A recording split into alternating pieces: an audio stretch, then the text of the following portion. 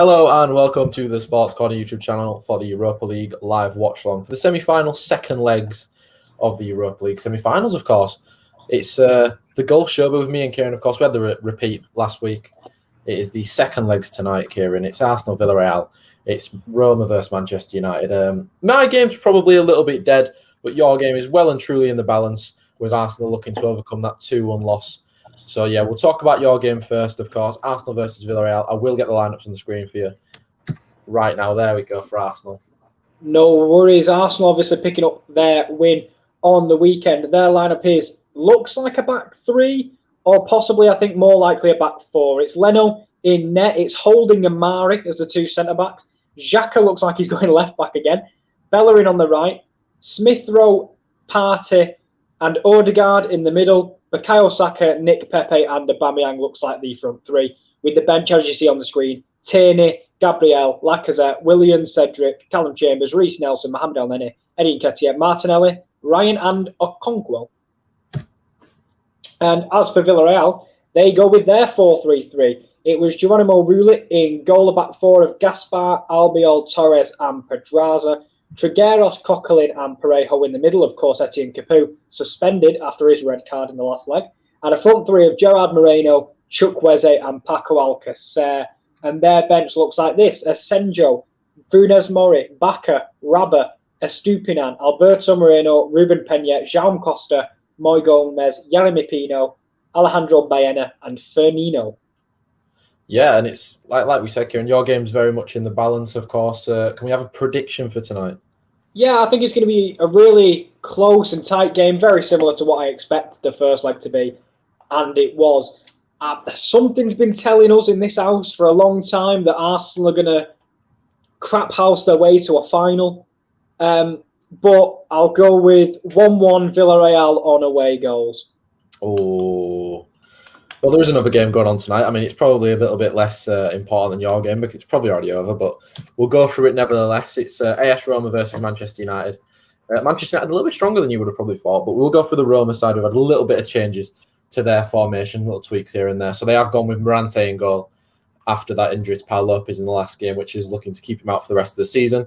Chris Smalling and Ibanez as your two centre-halves. Bruno Perez, who came on for the injured Spinazzola in the last game. Karsdorp at right back. I think it might be right back or left back. I can't actually tell because apparently both of those are both right backs. One of them's always playing left back. Your midfield two of Cristante and Mancini in front of that back four. Pedro starts against Manchester United. He's very good at scoring against Manchester United. Pellegrini, who got the goal last week, starts. Mkhitaryan, the former Manchester United man, starts. And then Dzeko up top, who also got the goal last week. And for Manchester United, a few changes here and there, not that many. Not that many that people expected. David De Gea keeps his place in goal after the Europa League tie last week. Aaron Bissaka, Eric Bailly comes into the side. Harry Maguire and Luke Shaw as the back four. The midfield two of Fred and Donny van de Beek finally gets a game. Maybe he'll get 90 minutes, we'll have to see. And then the three in front of him, Pogba off that left-hand side again, Fernandes and Greenwood, and then Edinson, Cavani leading the line. The bench for both sides. For Roma, can't feel the full bench because of all their injuries that they've got. David Santon, Borja Mayoral, Kumbula, Eduardo Bove, Ricardo Chievo, Darbo, Zawalewski, Pietro Boa, and Daniel Fazzato. Now, I don't actually know half of those players, I'm not going to lie. But for Man United, more notable names I'm sure people will recognise. Victor Lindelof, Juan Mata, Marcus Rashford, Lee Grant's on the bench, Amad Diallo, Dean Henderson, Alex Tellers, Nemanja Matic, Brandon Williams, Axel Tuanzebe, Scott McTominay, and then youngster Anthony Elanga called up from the under-21s. Hopefully we can see him get on the pitch today. Or not, because, I don't know, he just doesn't like making substitutes like in Solskjaer. But nevertheless, we are here. And we're about games underway. Now, we had a very nice conversation last week about John O'Shea and Paul McShane. I'm sure something will resurface where we go slightly off tangent, but the boys are in the comments. Kyle said, "Hey lads, how are we both doing? Would like to see Diallo and Tuanzebe playing this game. Yeah, but it's Solskjaer. He wants to get through, I think. And even though we are pretty much safe and sure, he's probably gone with his full strength side because we haven't played in a week. But Chris in the building said, "Hi lads, hope you're well. Thought I'd tune into both streams," and that is very much appreciated because I know Josh is live on the other side doing his darts and everyone loves darts. Chris has put Arsenal 1, Villarreal 1, Roma 1, Manchester United 2. Prediction for my game, I'm going to say 3-1 Man United. We're going to go Donny van de Beek to get the hat trick, Kieran. Yeah, That's for the bet. a surefire bet to make before today's game. And on that, I just decided I'd put Bernd Leno on for an hat-trick. I'd go with similar. But we do have fun. But last week was jam-packed full of action. I mean, your game, 2 red cards. Villarreal looking like they were going to absolutely demolish Arsenal, and Arsenal pulling a goal back to give themselves a little bit of hope in this tie, of course. Yeah, they don't want to say they pulled the rabbit out of the hat, but they played horrifically bad and managed to get away with an away goal. So for them, they can't play much worse than they did last week. So it'd be pretty hard for them to play much worse, wouldn't it? Yeah, so we'll see how they play today. They're coming off a confidence-boosting win on the weekend against, a Newcastle side which has loved a late goal recently, and maybe that's going to spur them on. Aubameyang got a goal. He's finally gone back to the usual haircut, not the braids. So maybe it's that. Maybe that. I always believe that's the same with George Honeyman. It's like Samson in the Bible. Once he's grown long hair, he's just become messy, basically. So new hair, new Aubameyang. Right. I know he was kind of looking like Travis Scott at one point, but gone back to the original OG Alba trim. Daz says 4-1 Arsenal, 3-2 United. And then Chris said, what a shocker 3-1 prediction from KD. I just love the 3-1s, don't I? Yeah. To be fair, I think I went with 1-1 for first. So I've just repeated my same scoreline, just willing 1-1 into existence. But I'm hoping for a better than a 1-1 game. But in terms of these two teams, I think Arsenal are going to have to come out the gates quick, because you don't want Villarreal to get settled, because once they are structured and organised, they're a very hard team to beat. Yeah, and we were talking about that, weren't we? We were talking about how well drilled they are last week, and how they've got so many professional players that they can afford to sit on leads like this. But like you said earlier, something about we've been saying something about Arsenal this year. They're gonna shithouse it to the final, aren't they? Really, somehow. I think something's saying it's going to be another dual All English final again. As it was a couple years ago. So, would I like to see it? Yeah, sure, but I do think Villarreal would be more than worthy of a place in the final. Sadly, Roma have kind of shot themselves in the foot, and they're definitely out at this point. But Villarreal have got more than a good enough chance to make it through to the final. And Unai Emery is a Europa League specialist. He is. He loved winning the Europa League with Sevilla, of course. Won it so many times with that club. Of course, Sevilla won it last year. They got knocked out of the Champions League this year, unfortunately. But we love the All English finals, because there could potentially be 2 this year again. Yeah, I mean, I do like it. I'm indifferent towards it, if I'm being 100% honest, because I would love to have seen a few teams, obviously go all the way. Like, I would have loved just one random year if Porto made it like this year, but I think we're left with teams that deserve to be there, but have shocked me, like Chelsea. They've had the Di Matteo-esque under Tuchel, and it'll be Tuchel and Thiago Silva back in finals for back-to-back years, just with a different team. Yeah, fair play to Chelsea as well. They were brilliant yesterday, and what a save by David De Gea. And it's headed off the line. What a save that was. I think he's offside. Yeah, he is, but I think he's offside. I don't know what the referee's given, but what a chance that offer on. Brilliant free kick put in. And it's flicked past. Mancini chests it down, volleys it, and David De Gea makes an absolutely world-class save. It's just gone out of play for a corner as well. Roma were really slow to react to that. Pellegrini whips the corner, and it's flicked on and headed just wide by Henrik Mkhitaryan, but a great start for Roma, of course. They need 4 tonight without reply. They could have had one early there.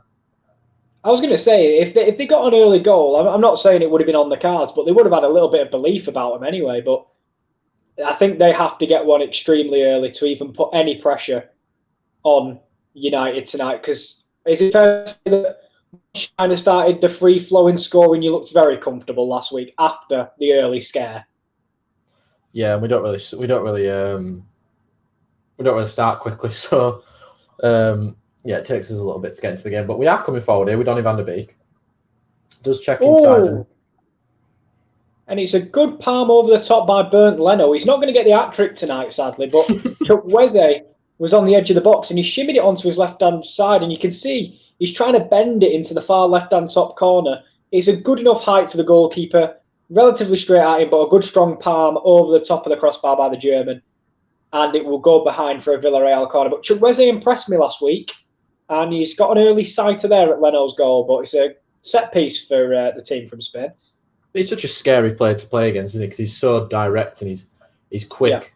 Yeah. Obviously, he's faster than a lot of players in Europe. He's one of the fastest players in Europe, and it does put a little bit of fear into anybody who runs at. And of course, if he's running at Xhaka, he'll he'll be the one scared if he's running at Xhaka. Yeah, okay, but but no, I do know what you mean. He impressed me last week. He is one of them, would I like to see a little bit of cleaning up of the end product, of course I will, but he's still a young player, and he's got a bright future, I've got to admit, I think. I think he's at a good team as well, because he's got so many experienced heads around him. He's only going to get better. Yeah, I don't think he should rush out of Villarreal. I think it's a good enough spot to be for a young player. Yeah, especially now. A bit like Pau Torres as well, being next to Albiol. I know, if you want to learn how to do a back post volley, Albiol's the man. But in general, I do think, having them experienced players alongside the young ones can drag them along, and it'd be an honour if a young midfielder was coming through to be in a midfield with Dani Parejo, because he's been such a good midfielder at the top of his game for such a long time. Probably a really underrated player, in my opinion. Yeah, he goes under the radar a little bit because obviously he's in a league which was dominated by Messi and Ronaldo and other insane Spanish midfielders like Iniesta and Xavi, but he's been quietly going along, and he is possibly one of the most consistent midfielders in world football because he's still doing it to the highest of his ability at the age of, I think, 32 or maybe possibly older because... So lineups must be wrong, by the way, because Tierney's in. Is he? Yeah, I don't think Xhaka's playing. love the Arsenal lineups getting it wrong. I think Xhaka, has he gone out of the... Maybe it was a warm-up thing? He got scared at Chukwueze, didn't he? He's not in the starting 11. It's Kieren D. Just check Arsenal's Twitter just in case. I'll load it up and have a look. Go on, you look at Arsenal's Twitter. Yeah, Granit Xhaka pulled it up with an injury in the warm-up. Oh, turn it off. It's not worth watching. As ball over the top to Emile Smith-Rowe. Pepe goes for the drill ball. And again, it's Parejo sweeping up in front of the back four. And then it'll be Chukwueze coming the other way. But Nick Pepe, another one, as you say, we called Unai Emery Europa League manager. Nick Pepe, Europa League winger at this point? Yeah, he's very, very much Europa League merchant at the moment. Performs at the Europa League. Don't really perform anywhere else, to be fair. But he's had a better year than he did last year. And if he can kick on, it's good for Arsenal. But he just needs to get a little bit more consistent in the league, I think. Yeah, he's only getting better. I think that's another player that I feel not harshly criticised, but is open to more criticism than most. A bit like the likes of Harry Maguire, a bit like Timo Werner. Just gets a lot of criticism that sometimes is necessary, and sometimes it's just for no reason at all. Really, do you know what I mean? Yeah, the easiest person to blame, really, of course, just because of that big money price tag he's got on him. Yeah, exactly. And that's what most people look at. They'll look at the price tag and then they'll say, it immediately opens you to the first miss you make. There'll be 10,000 of people saying you weren't worth a penny. So it's just what happens when you make big blockbuster deals. It's a good ball forward by Fernandes. Greenwood's looking for it. Karsdorp's going to have to head that away. He didn't want to be in a foot race with Greenwood because he were on his heels, was Karsdorp. He's absolutely knackered because he just ran about 40 yards up the right-hand side to catch Luke Shaw, and then he's in a foot race with Mason Greenwood. So you're having none of that. Headed it behind, outplay for a throw-in. But Roma started the better in this game. I'm not going to lie. Man United look a little bit lackadaisical, a little bit like they're taking it easy and that the game's already won, which it is. But, you've got to be professional. You've got to see these games out because if they get an early one, you can see us shitting ourselves, to be perfectly honest. Yeah, crapping yourself to the point where you concede 4, though, that would be the drizzling craps at that point. That's a awful ball forward by Eric Bailly, but it's headed away by the pineapple Chris Smalling. At the moment, Roma winning every single 50-50 didn't have a good game last week, if that's what you're going to say. Yeah, I was going to say, didn't have a great return to Old Trafford last week. Agent Smalling. Did Mr. Smart. Yeah, again, I think the penalty, I mean, you can hit or miss that one, innit? But yeah, he didn't really help himself when he didn't mark Cavani for his goal, and it kind of showed that why Chris Smalling probably isn't at Manchester United anymore. But I do rate Chris Smalling as a defender. That's the thing. I should probably had a really bad game last week because United were on fire. But I think since he's gone to Roma, he has got better. Yeah, it's regular football, and it was the right move for him as well. I think everyone went in the summer. It took a lot longer to materialise, didn't it, in the summer than we expected. We just presumed he'd go back. Yeah. And then it took a while before he eventually, made the move permanent and stuff. But it just seemed like he'd found the right place for him. Sorry, I'm just absolutely destroying some bread right now. But Man United have got a counter-attack. It's Edinson Cavani. Oh, to Bruno Fernandes inside the box, left-hand side. Dinks winning to the back post. It goes past Cavani and Greenwood can't keep it in. It's going to be a goal kick. But the threat was there. As I think it was Mancini got caught on the ball by Cavani. Caught napping. Mancini's looking for the free kick. And Man United, quick as a flash, were in. But Bruno Fernandes' last ball had to be a little bit better to find Mason Greenwood. And Roma survive another day. Yeah, and it's just, to be honest with you, again, nothing really to report in this game. A bit like the first leg, really. Just both teams kind of resting on the edge of each other's box. No real chances created. There was one, obviously, the audacious shot by Chukwueze. But besides that, in terms of Arsenal, not offered much going forward. And I'm saying this because they're countering, and I'm hoping they can reverse psychology their way to a goal. But no, they're passing it backwards. So nothing to report. 10 minutes in, though, and it's gone quite quick, to be fair. Yeah, I think there's nothing really gone on in either game, but there might be something on now. Donny van de Beek's ball to Fernandes. It's an awful touch by Mancini, but he's done well to recover. He's kind of stuck in his own penalty area, and Fernandes ended up having to boot our play for a throw-in, but nothing really going on in this game. It's been very slow. It's been a slow burner so far. I imagine in your game, like you said, both teams just feeling into it, and Arsenal, of course, not going for it from the off because they know they've got that away goal and they only need one. Yeah, that's it. 1-0 kind of does it for them.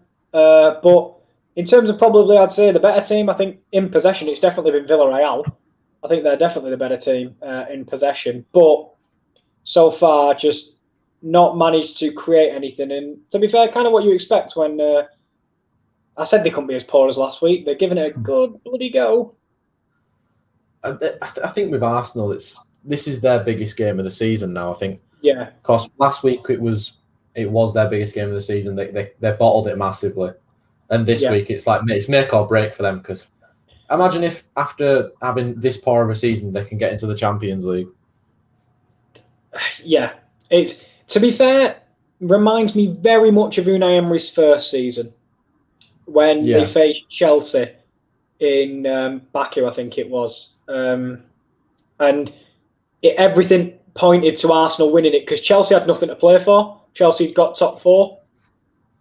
Arsenal needed it, and then they got destroyed 4-1. And oh my God, it was almost a terrible back pass from the midfield. I think it was by Thomas Partey. And Bernd Leno has to head it away at full stretch. It was an awful back pass from the big money midfielder from Atletico there. And almost a horror show from Arsenal. And again, as we said earlier, architects of their own downfall. Oh, and Roma having a little bit of a sighter there with Pedro. I mean, it was a nice little break through the middle. Dzeko doing a little bit of hold-up play, what he's good at. Feeding it to Mkhitaryan. Paul Pogba picks the ball up. Kind of loses it very quickly because he's trying to do some stupid skills. Pedro takes a snapshot and it just flies over the top of the crossbar. And like I said, for Roma, I mean, they need some goals early, but yeah, I mean, when you're shooting from there, it's a little bit of a little bit pointless. But 14 minutes in, that's going to be a yellow card, I think. Would you say slightly desperate? It could be desperation. It could be, I don't know. I think the fine line between desperation and like trying to get the goal. I think it's there, but for Roma, I think don't just hit everything that comes to you on the edge of the box because there's obviously better options. But Edison Cavani's gone into the book, I think, for that challenge on Ibanez, who also, like Smalling, did not have a good game last week. He was absolutely awful. No, far cry from his chest and volley heroics against Ajax. Yeah, he was absolutely woeful last week, and 0-0 in one round. Yeah, I think another guy who's, I think, still relatively young, I think. Yeah, and you can tell he's a good centre-half. But you can tell he's going to be a good centre-half, but of course, he's still got those mistakes in his game. Yeah, as expected, of course. I know sometimes you don't want to have, sometimes you've got to be patient and people become restless and they want to see an elite centre-half who makes no mistakes. But when you're that young, you're going to make mistakes. Yeah, and he's playing in I don't want to say a leaky defence, but he's playing in a very, very bad defence, I think. Mm-hmm. They've been chipping goals for fun all year. Of course, with Jose Mourinho, he might be able to turn him into a bit of a better defender, but yeah, we'll have to see. We'll have to see with Ibanez. Of course, the next year or two will define. See how Jose Mourinho does at Roma, because good luck to him, fair play. He's got back straight into management as well. Yeah, didn't waste any time at all. And I think it'll be an interesting thing, a league that he's not been in since before he managed Real Madrid. So it's been a long time. Yeah, it's been a really long time. I'm actually intrigued to see what it's like him going back to Italy, because he was, to be fair to Mourinho, I could say most the countries, and he'd been very successful there. That's kind of his resume that speaks for itself. But Italy was very successful before moving to Real Madrid. And I don't think he'll be scrutinised as much for his style of football. That's all I'll say, because of course the British media and like all that, and social media, they just make him out like he's a dinosaur. And of course his style of play is a little bit boring, and doesn't work all the time. But I think for a team like Roma, I think Jose Mourinho might actually be the perfect man, because they've got brilliant players going forward who are really good in front of goal, but the defence is absolute shambles. Yeah, there's talent in the team. There's no doubt about it, and it'll be interesting to see how they play. I mean, Dzeko just reminds me of like the perfect Mourinho striker. Yeah, he does. I don't know why, but I do think it's a good spot for him. And obviously, notoriously, as you say, a bit of more defensive league, the Serie A. But if you look at teams like Atalanta that have come through and been successful in the last couple of years, it's kind of, maybe there's a new style on the block, possibly. I think next year the Serie A is going to be very, very, very it's going to be good to watch. It's going to be fun to watch, because you've got Jose Mourinho, of course, taking over Roma. You've got Antonio Conte still at Inter Milan, having won the Scudetto this season. You've got Andrea Pirlo, of course, needs a massive season next year, because Juventus were absolutely awful this year. Is he going to keep his job? That's the thing, isn't it? You don't know. That's not a foul. That's not a foul, referee. I just don't know if I can see him keeping his job after the season he's had. Yeah, I think Wan-Bissaka's going to get a yellow card here, but I mean, he's most definitely got the ball. He's tackled like Wan-Bissaka normally does, and Bruno Perez has fallen to the floor. I mean, he's definitely got the ball. I mean, he's kind of took Perez out as well, but the ball has been definitely played. Of course, when you slow it down, it looks worse, but he's won the ball. And he's got a yellow card, so I think at some point he'll come off, because you do not want to get him suspended for the final. No. I think credit to Arsenal, moving it a little bit quicker through the thirds now. And it's out with Smith Rowe on the left. There's plenty of people in the box if he wants to go. He goes back to Tierney. Tierney's eyeing up a cross. He will get his crossing, and it'll be cleared by Albiol, who, again, from kind of crosses on both sides is a danger, really. Yeah. Of course, Raul Albiol as well. We didn't even talk about him. We had a brief little talk about him last week. 35 years old, potentially going to a Europa League final. Yeah, and kind of another thing that we've obviously commented on is the fact that he is a real leader, and he will be barking orders to the rest. I've got to admit, it's a very really experienced back four. If you look at the likes of Mario Gaspar, another player who's been around. 1 second, brilliant pass from Fred Cavani. Oh, he's hit the crossbar. He tried to dink Ante and he's hit the crossbar. Oh, what a chance that was. I mean, Chris Smalling plays an absolutely awful pass upfield. Fred, first time pass through. Cavani takes it in his stride and tries to dink the keeper with the bounce of the ball. and it's the crossbar and it just goes over the top. Oh, but a good chance for Man United, the best chance of the game so far. I don't think he really needed to go for the dinky. He had time to take it down and pick his spot. But again, we saw Roma, architects of their own downfall, as you said a few rounds ago, and I said last week when I was watching them. It's kind of, they're playing this offensive football, but the gaps are there. And when Man United win it back, there is real gaps appearing for the Red Devils. But as we were saying about the back four for Villarreal, you were saying they're really experienced. Yeah, I mean, you look at Mario Gaspar as well on the right. He's coming today. I don't think Pedraza is very old. I think he's more prime.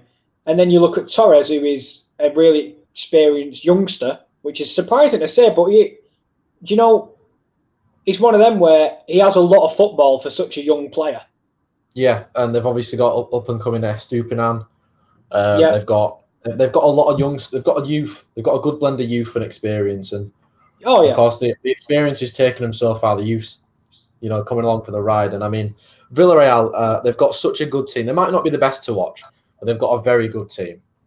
Yeah, and I do like a lot of the players, and I think, as you said, the nice blend is like Chukwueze is the one that's going to scare you in terms of the pace, the dribbling, the drive. But then you've got the experience of Moreno and Alcacer who will scare you with the finishing and the end product. It's a really good blend, and I do think Arsenal are going to find it hard at the moment to break them down, and they have found it hard within the first 21 minutes of the game. Yeah, and I think Alcacer and Moreno have been fantastic at doing what they do, really. They're both the kind of the same player. They're both poachers. They're both brilliant in front of goal. And this, especially in the Europa League this season, they've been the reason that Villarreal have got this far, because without Gerard Moreno's goals, Villarreal probably wouldn't have made it this far. No, and we were talking obviously earlier, and Chukwueze took it past Smith Rowe. He rolls it to Alcacer. Sadly, he's got his back to goal. Parejo, it's going to be a free kick on the edge of the box, and this is in a very good position. It's on the line of the 18-yard box, but slightly to the right, so it's a much better angle as Parejo was tripped by Thomas Partey. Is it time for the set piece, Merchant, Kieran? I don't know, because I've seen Alcacer. I told you this last week for Dortmund. Hit him from here. So I'll see you standing over it. They've got a few that could probably take it. I wouldn't even be surprised if Moreno stood over it just because. But no, Moreno is in. He looks like he's going to be that man in the wall, but not quite in the wall. Alcacer's walked away. It looks like it will be your man, set piece Merchant. One set piece Merchant. And if he misses, should I give it Danny Pert? Should I give it Paco Alcacer? He loves a set piece, though. He does. He does love a set piece. That is credit where credit's due. So I would say, okay, it's a little bit further out than I originally thought. I think probably about 20-odd yards, mid-20 yards. Good position. Oh, very good position. It's out on the right.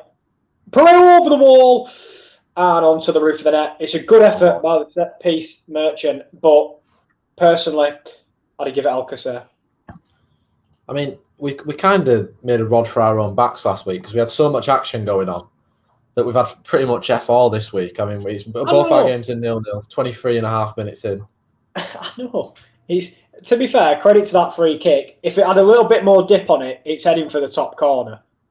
But unfortunately, it didn't, as it's going to be a goal kick for us. So yeah, not much action in this one. But Kyle's commented on Mourinho, to be fair. He's a big fan. I did just see that. I was about to get to that. Casa like Mourinho, and I hope he does well with Roma. Most people will disagree with me when I say he was treated unfairly at both United and Spurs. Wasn't given a chance at Spurs. I think that sacking was coming, though, wasn't it? Especially at Spurs. I feel like it was coming for a while because the Spurs fans, of course, weren't happy. And I know what you're going to say. You're going to say, of course, like, don't sack him before a final where Jose Mourinho literally lives and breathes it. But you're not going to say that. Oh, well, I've mugged myself then. Credit, I wasn't going to say that. What I was going to say was basically more to the point of they got rid of Poch, brought in Mourinho, and it proved the same results. Does that not make you start thinking that it might not be the managers every time? The thing might just be the players. It isn't the manager because we've seen with. It's a difficult one with Mourinho, I think, because of course you see his style of play, you see the sort of stuff that he does with his players, and how he kind of outs them a little bit. He's a very old school manager, and you can tell that with the way, because nowadays people protect their players. They'll not let them face any media backfire or backlash or anything like that. Whereas Jose Mourinho is just like front and center. He doesn't give a fuck pretty much about that sort of thing. And I feel like, of course, his style of play is, what the fuck have I just seen? Eric Bailly's just made a lung-busting 50-yard run up the pitch to try and play a simple 5-yard pass to Van der Beek and ends up giving the ball away. I mean, if that doesn't sum up Eric Bailly's career, I don't know what does.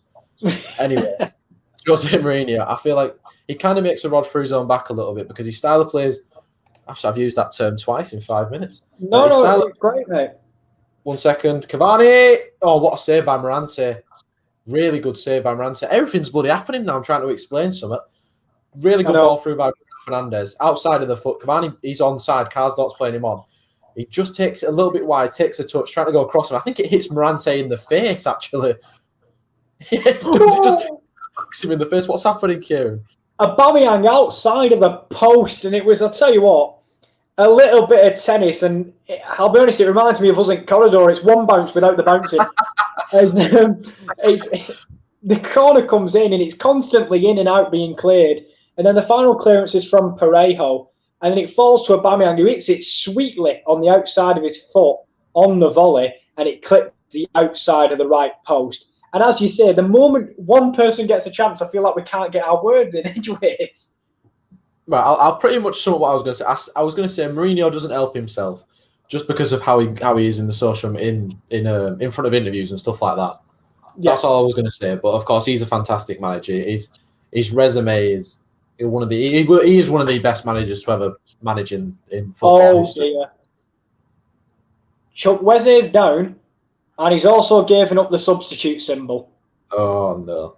So unfortunately, the man who has impressed me no ends will sadly probably not be impressing me any longer, as he's lay on the turf. Does not look in a lot of does look in a lot of pain, and I think that'll be it for his night. So a big because he's been probably one of the more dynamic players, and it literally I think happened while he was just jogging. It's unfortunate for Chukwueze, of course. We were talking about him earlier. Yeah. But, Chris Smalling's also holding his back of his. I think his hamstring. He looks all right, but he's just giving it a quick. I don't know if he's feeling his arse or not, or just checking it's still there. But he's feeling it a little bit. Yeah, he's checking it's still there. I hate it when it disappears. He was there for about maybe he just squeezing it for 3 or 4. I mean, someone's gone down. He's belted the ball out of play.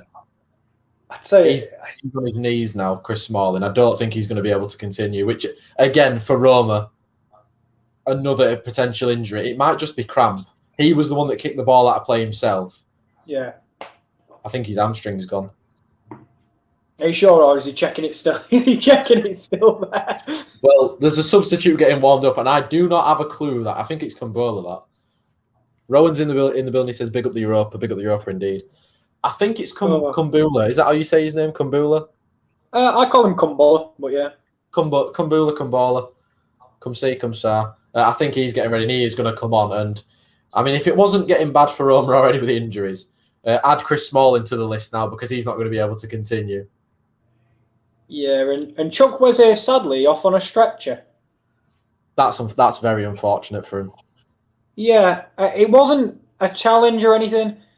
It looked like he was just jogging into position and then immediately just fell to the ground, lay stark out, and just put up the substitute symbol with his hands.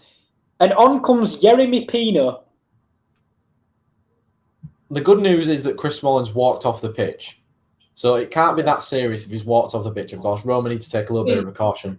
The game's gone for them, but obviously they don't want to add to that injury list. What are we going to say? Oh, I think there's going to be another substitution as well. Darbo is coming on. Now, I don't have a clue who he is. I don't know if Kumbula's gone back to sit down, but Darbo is coming on. What are we going to say? So, two changes then? Well... Or just the one? Well, Kumbula was running up and down the touchline. He was ready to come on, and Now it just looks like Darbo's coming on, I think. I don't know who this Darbo is. He must be a youngster. Yeah, probably. He must be. He's number 55. Must be a youngster. But yeah, Chris Smalling's off and Darbo's on. I don't know if he's a centre-half or not. He might be, but we'll have to see. But he's coming on to replace Chris Smalling, and it is raining. It is absolutely pissing it down for Roma on their injury list right now. Unfortunately, we talked about that last week. 2-3 people went off injured in the first leg. Had another one in the second leg. The thing is, I warned you before the game that they were injury prone, and I thought, maybe it was just games I watched. I don't know what they need. Minimum 4 physios. Well, I can tell you that Darbo is a midfielder because Mancini's gone back to play centre half, and Darbo slotted in next to Cristante in midfield. Ball over the top, looking for Dzeko though. Takes it down well. He's got Pedro to his right. Pedro takes a good touch, whips the ball towards Mkhitaryan, and he heads it just wide. Really good move by Roma down that right-hand side. Mkhitaryan did well battling against Eric Bailly and headed it, the chance just wide. Agent Mkhitaryan missing that on purpose. Well, to be fair, the guy's had a couple chances. He would have been offside, I think, just by his knee. They slowed it down a little bit. I think he would have been offside by his knee, and I think Dzeko did work really well there to take it down with his chest instead of his hand. But Roma, of course, I think they've probably been the better side. I mean, they've threatened a little bit more. Man United looking a little bit lethargic at the moment, and I think you can tell that they haven't played for a week. I'm not going to lie. Yeah. That's a poor pass from Luke Shaw. Looks tired as well.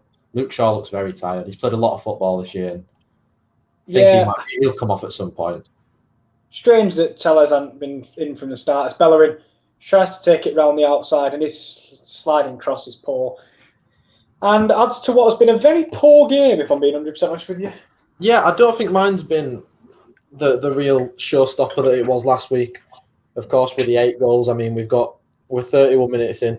I mean, Roma have got a chance to score. They've got a free kick pretty much on the corner of the box for Pellegrini to take. There's a 2-man wall of Greenwood and Van der Beek. And it's definitely going to be whipped in because Roma have got a lot of tall players. And it's 31 minutes in. It is Pellegrini whipping it in. It's headed up and away by Harry Maguire. Is it going to run out of play for a corner? I think it's gone out for a throw-in. I'm not sure. Yeah, I was going out for a throw-in. Yeah. I mean, the 32 minutes, credit to it, it's gone relatively quick. However, it's not because of chances. I can definitely say that. As Torres, though, brings it out from the back. He goes for a long chip through ball to Moreno. It's a brilliant pass, credit to the centre-half. And he continues his run. He's at the back stick, but it's a bit heavy. And he'll pick it up and he'll try turn provider again. He rolls past Partey, crossed into the box, and it's cleared by Rob Holding. And I'm just trying to get excited, to be honest with you. I mean, I can hear Josh getting excited. Something must be happening in the darts. I wish I would be watching it at this point. Yeah, these games have been really, really poor so far, which I think was expected in my game, but I didn't think your game would be 0-0 coming in the 30th minute mark. That's my biggest problem. It's like I thought mine was going to be the intriguing one. And There's still time, of course. Yeah, of course. And one goal really does change it. Because at the moment, if you think about it, Villarreal don't need a goal, but they have dispossessed Arsenal high up the field. It's Paco Alcacer, and they're going to go backwards, and there's a nice overlap from Gaspar. He's took it a bit far, but he's won the ball in a 50-50 with Pepe. Good chance. Drills it straight at the keeper. God's sake. And that must be one of the first shots on target in your game, surely. It wasn't even a shot, man. It was a cross. He just ended up in his hands. Oh, my God. I don't know. I don't even want to check the stats at half-time. I mean, speaking of checking the stats, Harry Maguire has been working out. That's a good pass by Mkhitaryan to Dzeko. Dzeko onto his left foot, trying to shoot. Still got it, shoots. Blocked by Maguire. And then a shot from Pellegrini. Really good save by David De Gea as well. What a save that is by David De Gea with his feet. I mean, the OG David De Gea has come back out tonight. I mean, been really good. The two shots that he's had to face have been pretty much going away from him as well, and he's dived in really well. Ooh, 50-50. I did a GNev for that one. You did do a GNev for that one. I was rather impressed by the ooh. Oh, well, Fred sticks a foot in to try and get the ball. Does get a foot on the ball, and then in a little bit of a tangle with Pellegrini, ends up like hitting Pellegrini on the cock, I think. Oh, it's a nasty one for Pellegrini. And Fred got one in there as I think he got the studs. It's completely accidental from both players, but it's not a nice one, of course, for either. Did you just say accidental? Accidental.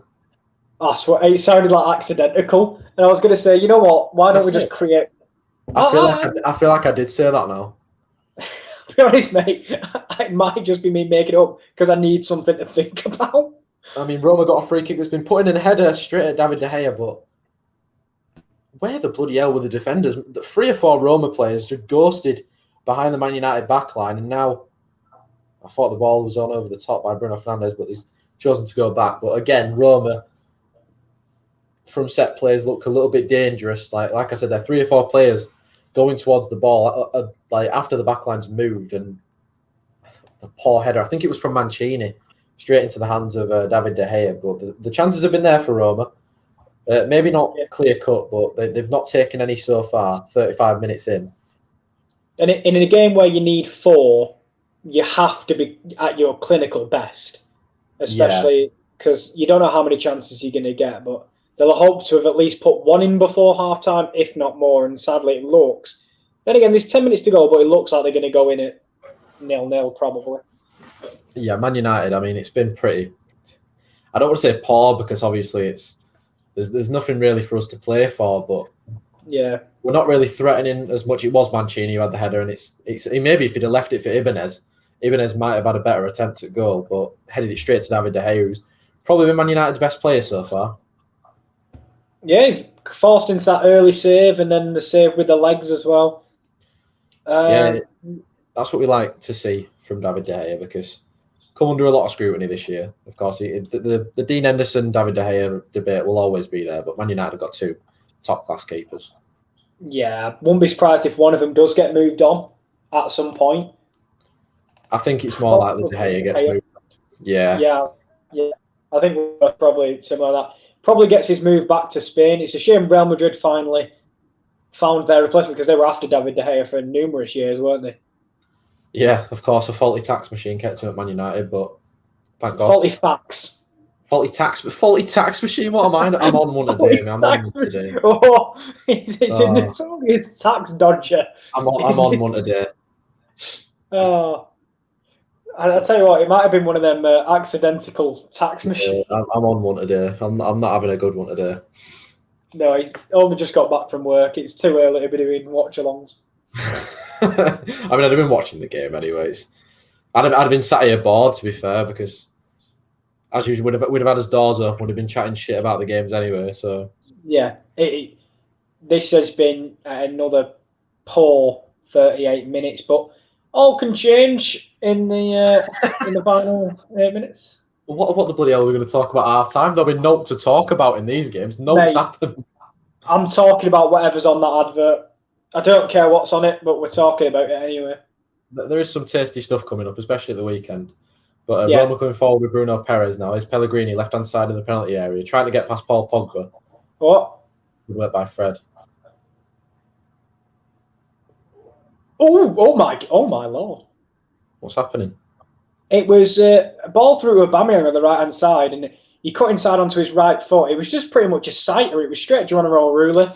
He was one of them where he tries to bat it down before he gets control of it. Oh, what a goal! Oh, of course, the moment I get a chance. It's 1-0 Man United. It's Edinson Cavani. Of course, it's Edinson Cavani. But fair play to Fred. This is all Fred for this goal. I mean, he picks the ball up, I think, inside his own half, drives. It's Bruno Fernandes plays a lovely 1-2 with Fred on the halfway line. And now they're going to definitely check this for offside against Edinson Cavani. Plays a really good pass to him. Cavani one touch outside the box with his left foot, bang straight past the keeper on the right post. Lovely finish. The power beats the goalkeeper, and Manchester United take the lead in Rome. And if the tie wasn't already dead, it is now dead. Ooh.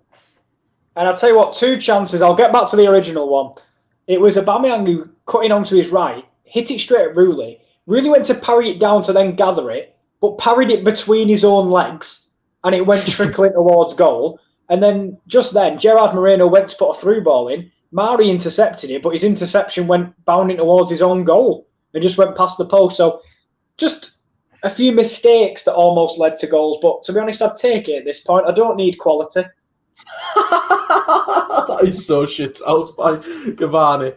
The goal's being checked, and as soon as the goal gets given, he drops to his knees and does the old arrow celebration. Like the VAR's been checking the goal for 2 minutes. He's waited until it's been given, and inside Roma's half, he's doing the old arrow celebration. But fair play, he has been absolutely phenomenal for the past month and a half. I mean, I hope he stays for another season. That's up for debate as well. But Roma now need 5. Yeah, and anyone not familiar with the arrows, it's just there. Yeah, it's just on the right-hand side of the screen. I completely missed that. But Roma now, I mean, Architects are on downfall again. They've given it away. Fred wins it back. Here's Fernandez. Over to Luke Shaw. Van der Beek's making the run.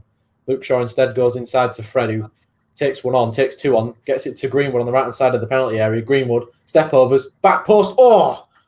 Van der Beek about 2 or 3 steps away from putting that in the back of the net, and that would have been the first of his hat-trick that he's going to get tonight, Kieran. Yeah, of course. That is still on the cards, and there's been absolutely nothing to suggest a hat-trick in this game. I don't know where this has come from. The chances are flowing now. Mkhitaryan's in the box. What a block on the line by Eric Bailly. Put his bloody body on the line. I don't know where the game's kicked into action now, and Roma, of course, after conceding that goal, have finally found some bloody presence in the area.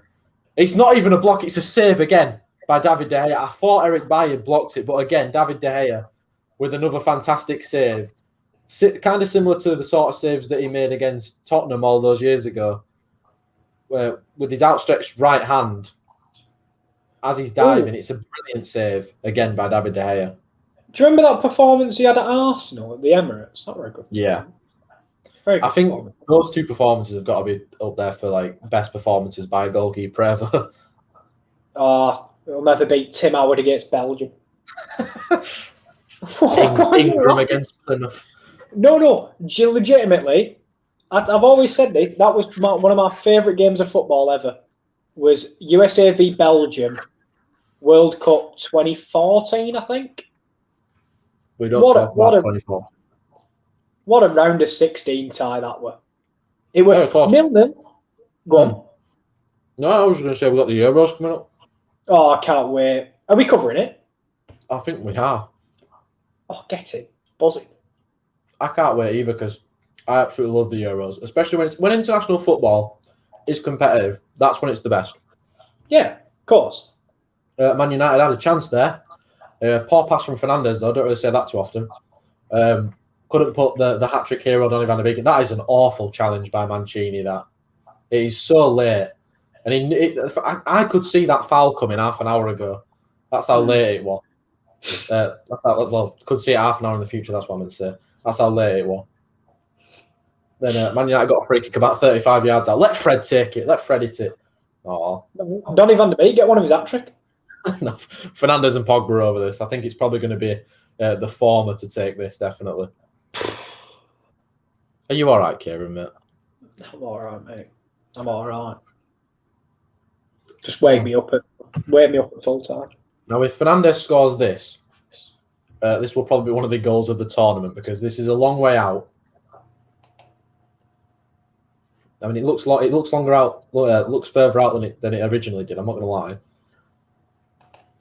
It's Fernandez and Pogba. It's definitely going to be Fernandez. This Pogba stood too centrally for this. It is going to be Fernandez straight into the wall. Good. The anti-climax on free kicks is just not good, is it?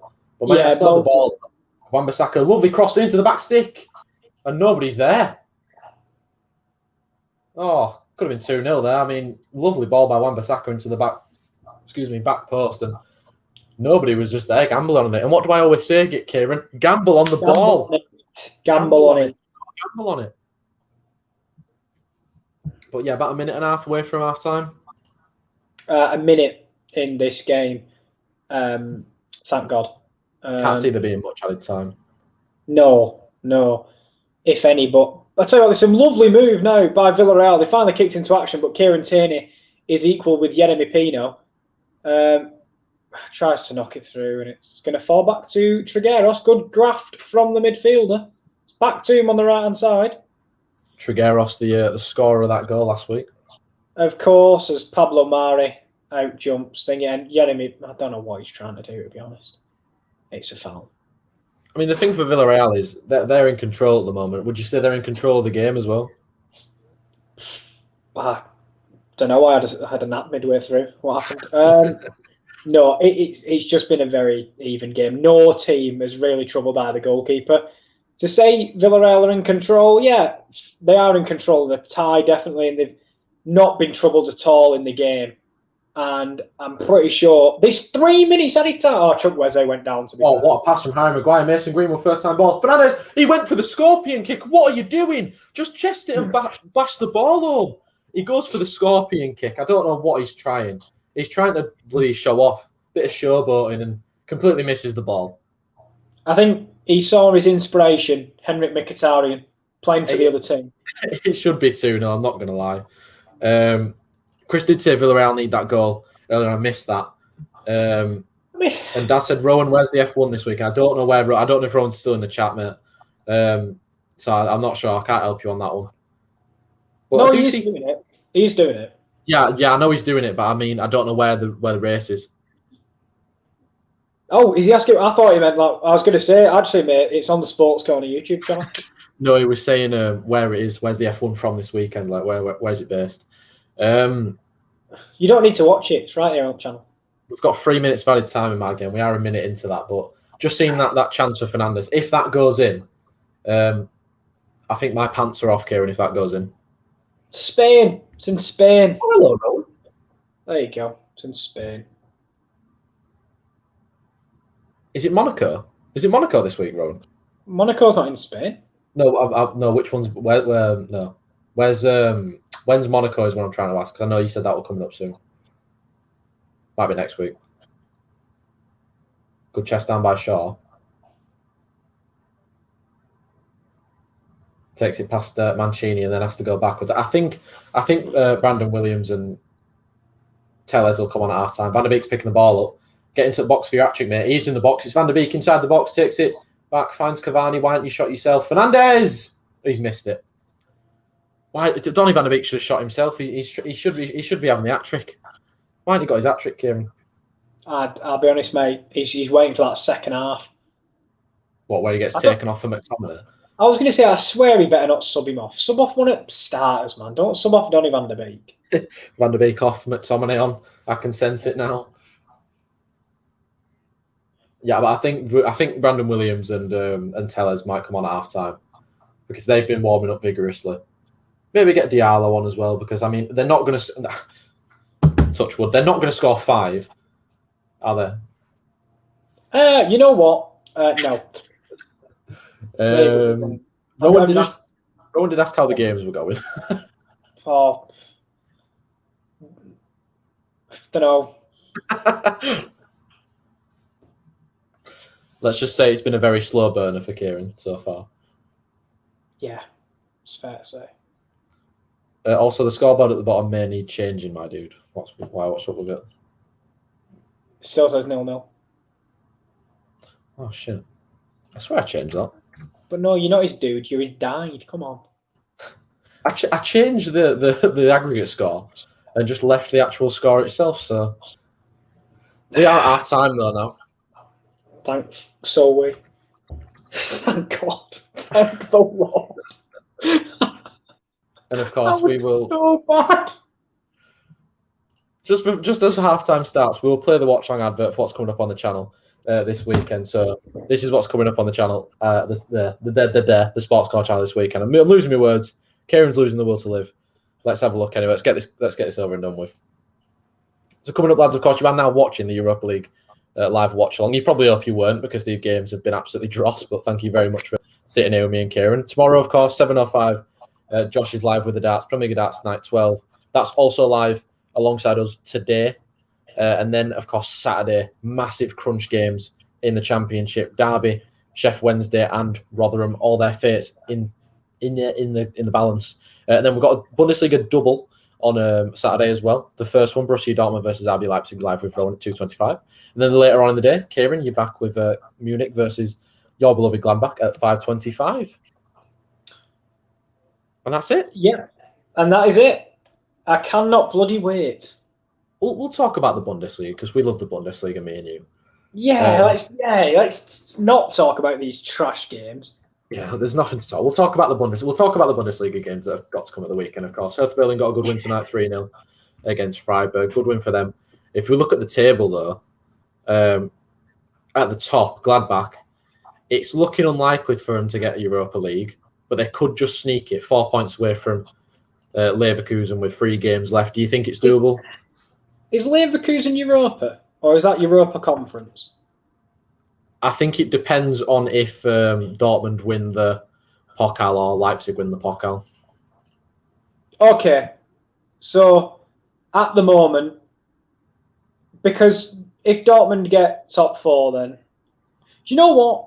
It's difficult, but I'll just say yes because I'm always one for optimism. It's going to be difficult because this weekend is such a tough game against Bayern Munich, and obviously we can't all be Mainz and beat Bayern Munich. So I think they'll want to win the league now because I'll be honest, I think they would have liked to have wrapped it up last week. Of course, Mainz had other plans. So now I think they just want to get it won this week now, and it'll. Sadly, the excitement for the league title will be over. I don't think there was any excitement towards the end of the year anyway, but yeah, I think Gladbach more than likely won't get it, but the optimist in me says, why not? Yeah, and Leverkusen haven't got an easy game. They're going to be playing a Werder Bremen side that's been dragged back into this relegation fight when they lost a couple of weeks ago to Mainz. So I think pretty much every team in the Bundesliga at the moment, bar Bayern Munich, has probably got something to play for. So, I mean, anything can happen. Of course, it's the Bundesliga. It's unpredictable, and that's why we love it. But, of course, next week, Gladbach have got a game against Stuttgart, which is another massive game, and Leverkusen play Union Berlin. So it's hotting up at that top end of the table, really, isn't it, for those European spots?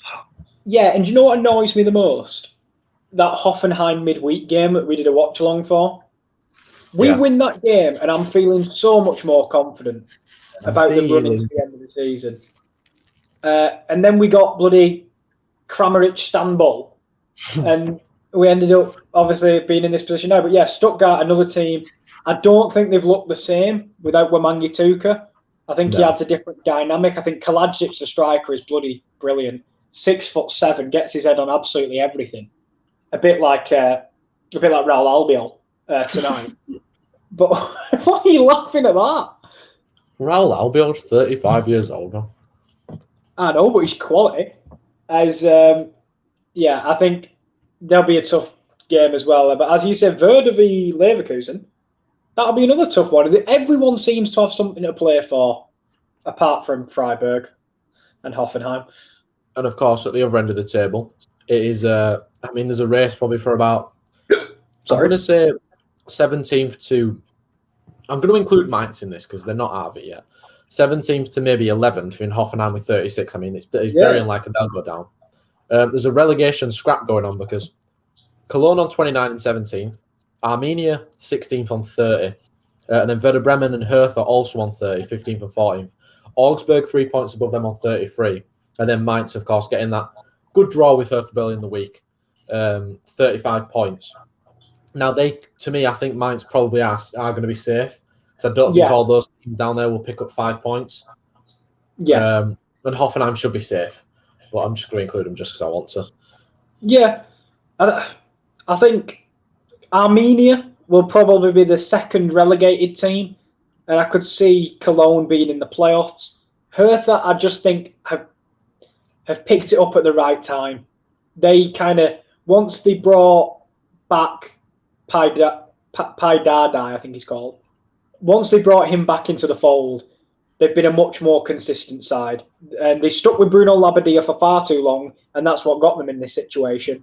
But I think they've got enough games in hand to be able to kind of move themselves out. And that win tonight was massive, considering the draw on the weekend with Mainz. I think a team to really maybe get concerned a little bit might be Augsburg, because not many people mentioning them to be relegation candidates, but they're down there for a reason. Yeah, like I said, Werder Bremen looked pretty much safe and sound a few weeks ago, but they've been dragged back into it as well. The bottom sides have been picking up wins. Especially, you look at how you have been turn of the year. You know it's actually well published how brilliant Mainz have been in the second half of the season.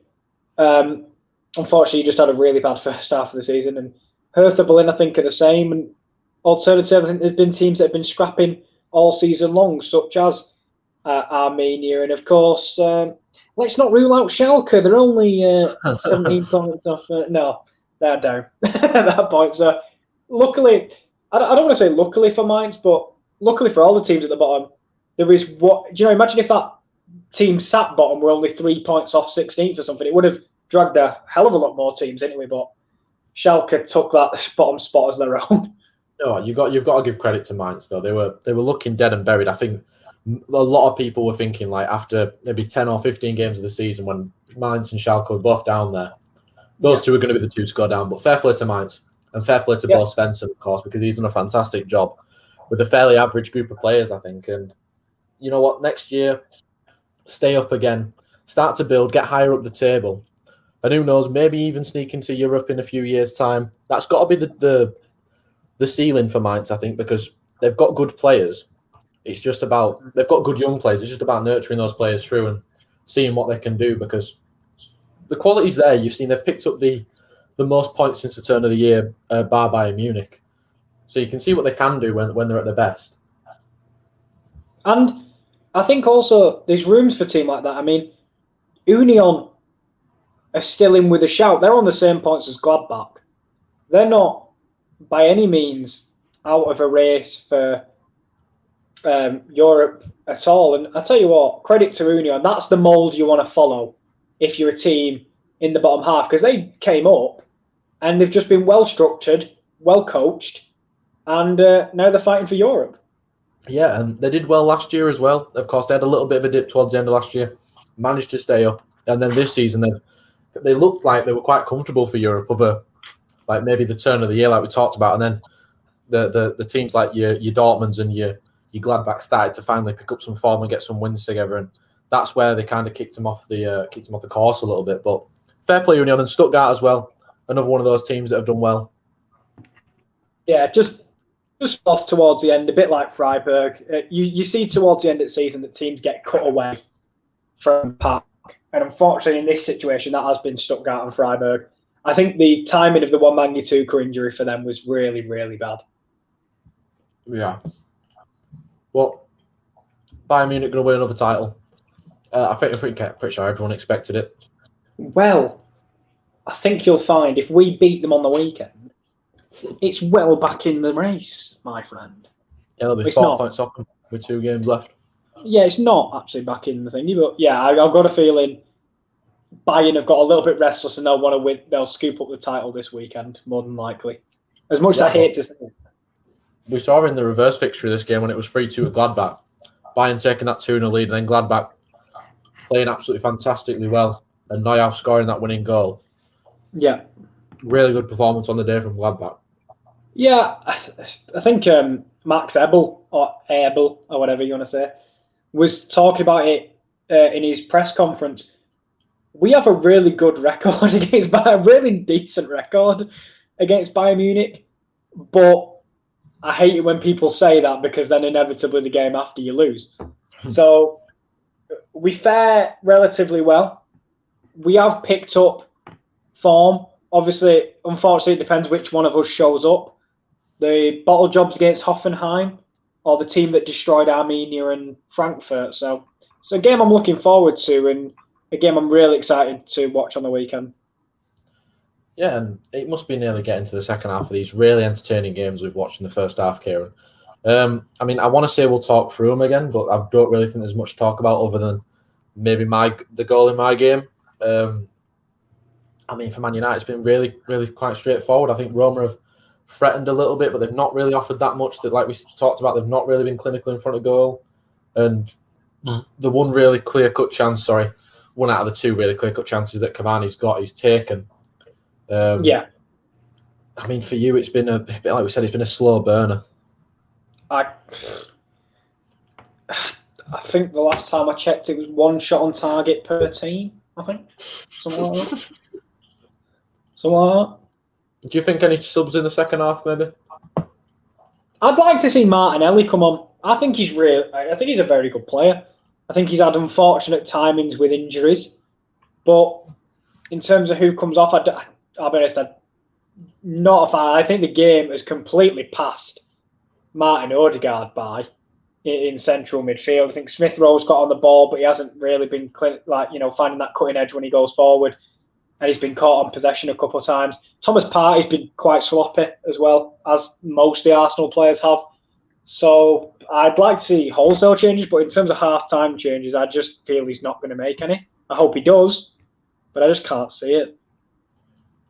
I think Thomas Partey this season he's not really had a bedding in period, has he? Because he's not really been at his best that we saw him at in Atletico Madrid. I think every Arsenal fan expected him to come in and really sort the midfield out, which he kind of hasn't done.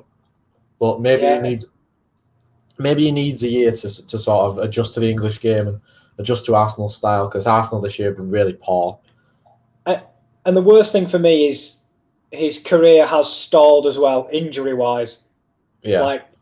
Like the moment he came, when he wanted to probably be in the starting 11, and you maybe want him to start the first, 5 games while he's in England, just to see him kind of mould to the style of play in England, because obviously it's different.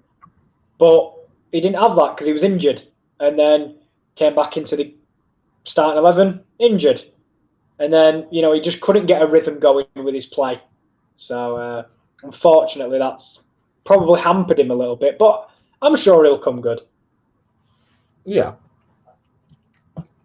You saw the potential when he played for Atletico Madrid, coached by a very good manager in Diego Simeone. Maybe he just needs to get. Wait a second. I'm just looking at Fred's record in the Europa League, right? Mm-hmm. Fred has 7 assists in 26 appearances in the Europa League. Sorry, in European competitions, compared to 1 in 73 Premier League appearances. Go on, Fred, lad. He can only do it on the big stage. Big stage. I don't know why, but I feel like he's got more of a license to get forward whenever we play in Europe. And whenever it's in the league, it's like, sit back and barely move.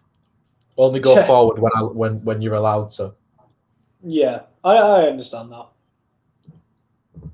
Been good tonight though, Fred, as he normally is. Good. Yeah, I'm really glad you didn't ask me like who would standout player in first half. Who would standout player in first half? Ball boy behind the net were all right. Played well. Fourth officials having a good game. But he's probably had a stinker as well. He's had nothing to do. It's just been a whole load of nothing. Best player, probably David De Gea. Made 5 saves in first half. Yeah, to be fair, he's not. I don't want to say he's kept you in it, because I don't think you've been in that much of a dire straits, but he's helped you be in the game. Saves that need making as well, because it's the types of shots that he's let in the past. Yeah. So fair play to him, having a really good first half. That's one thing that I think people criticised him for, was it almost felt like, not as he got older, but in more recent years, he's made more of them errors. Yeah. Oh, I was right. Go on. Brandon Williams and Alex Telles are both coming on. Wan-Bissaka and Luke Shaw have come out in the substitutes gear. Marcus Rashford's come out in bloody sliders. Oh, yeah. He's nicked your sliders, Kieran. I'll be honest, I'd like to say I invented them, but sadly I didn't. But yeah, Marcus Rashford's come out in sliders holding his boots. I don't think we'll see him tonight. I'm not so sure. I hope we see Anthony Elanga tonight, because he played against I think it was the Derby under 23s. Scored 2 really good goals. I know it's in the 23s, but you got to play against what you're up against. He was really good. I hope maybe he gets on the pitch tonight. Of course, this is 2 of our 5 substitutes that were allowed. Alex Telles been really good in the Europa League when he's played. Played really well against Granada a couple of weeks ago. Played well in those 2 against Sociedad. Got a hell of a delivery on him. And Brandon Williams, of course. I mean, I don't really rate him, but I mean, we need to give Wan-Bissaka a little bit of a rest with the 3 games up and coming. But we are underway for the second half. As are we. Look at that. Absolutely fantastic. Flames all over the place. Seamless. Mm. And time, with 45 minutes to go, you've got to think, Arsenal will be thinking it's ticking down a little bit because I know they only need one, but to say they've not troubled Villarreal at all in that first half, it's not exactly promising signs from the Gunners. Mm. Well, Roma have won an early free kick and Karsdorp just about beat Van der Beek to the ball, and Van der Beek went sliding in and took him down. And the referee gave a free kick to Roma in literally probably the identical position that they had in the first half on the corner of the box. Now, they were getting these wrong in the first half. With the delivery was perfect. The end product was absolutely abysmal. Let's see if Pellegrini can get his delivery spot on again. So he's a good position to whip a ball in from, and he has done that, and it's headed away by Harry Maguire this time. And the second half starts as the first half ends with the ball going out of play for a throw-in. Well, a bit more impetus from Arsenal as Pepe takes it on the volley, half volley more than anything, and goes past the far post. And then Geronimo Rulli looks like he's picked up a little bit of a knock in the ribs as Bukayo Saka slid in. Oh my lord, I'm having a mare.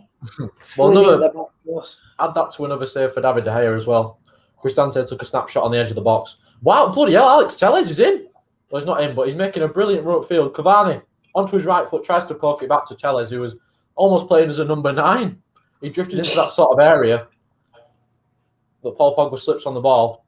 Ball played out wide to Dzeko in a foot race of Eric Bailly, and he's never going to win that one.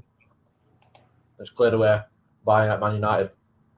But yeah, Alex Telles ghosted into an area where he was almost playing as a number 9, and Cavani went off to the left. I mean, I don't know if that's the tactic that we've gone for, but fair play, Alex Telles finding himself that high up the pitch.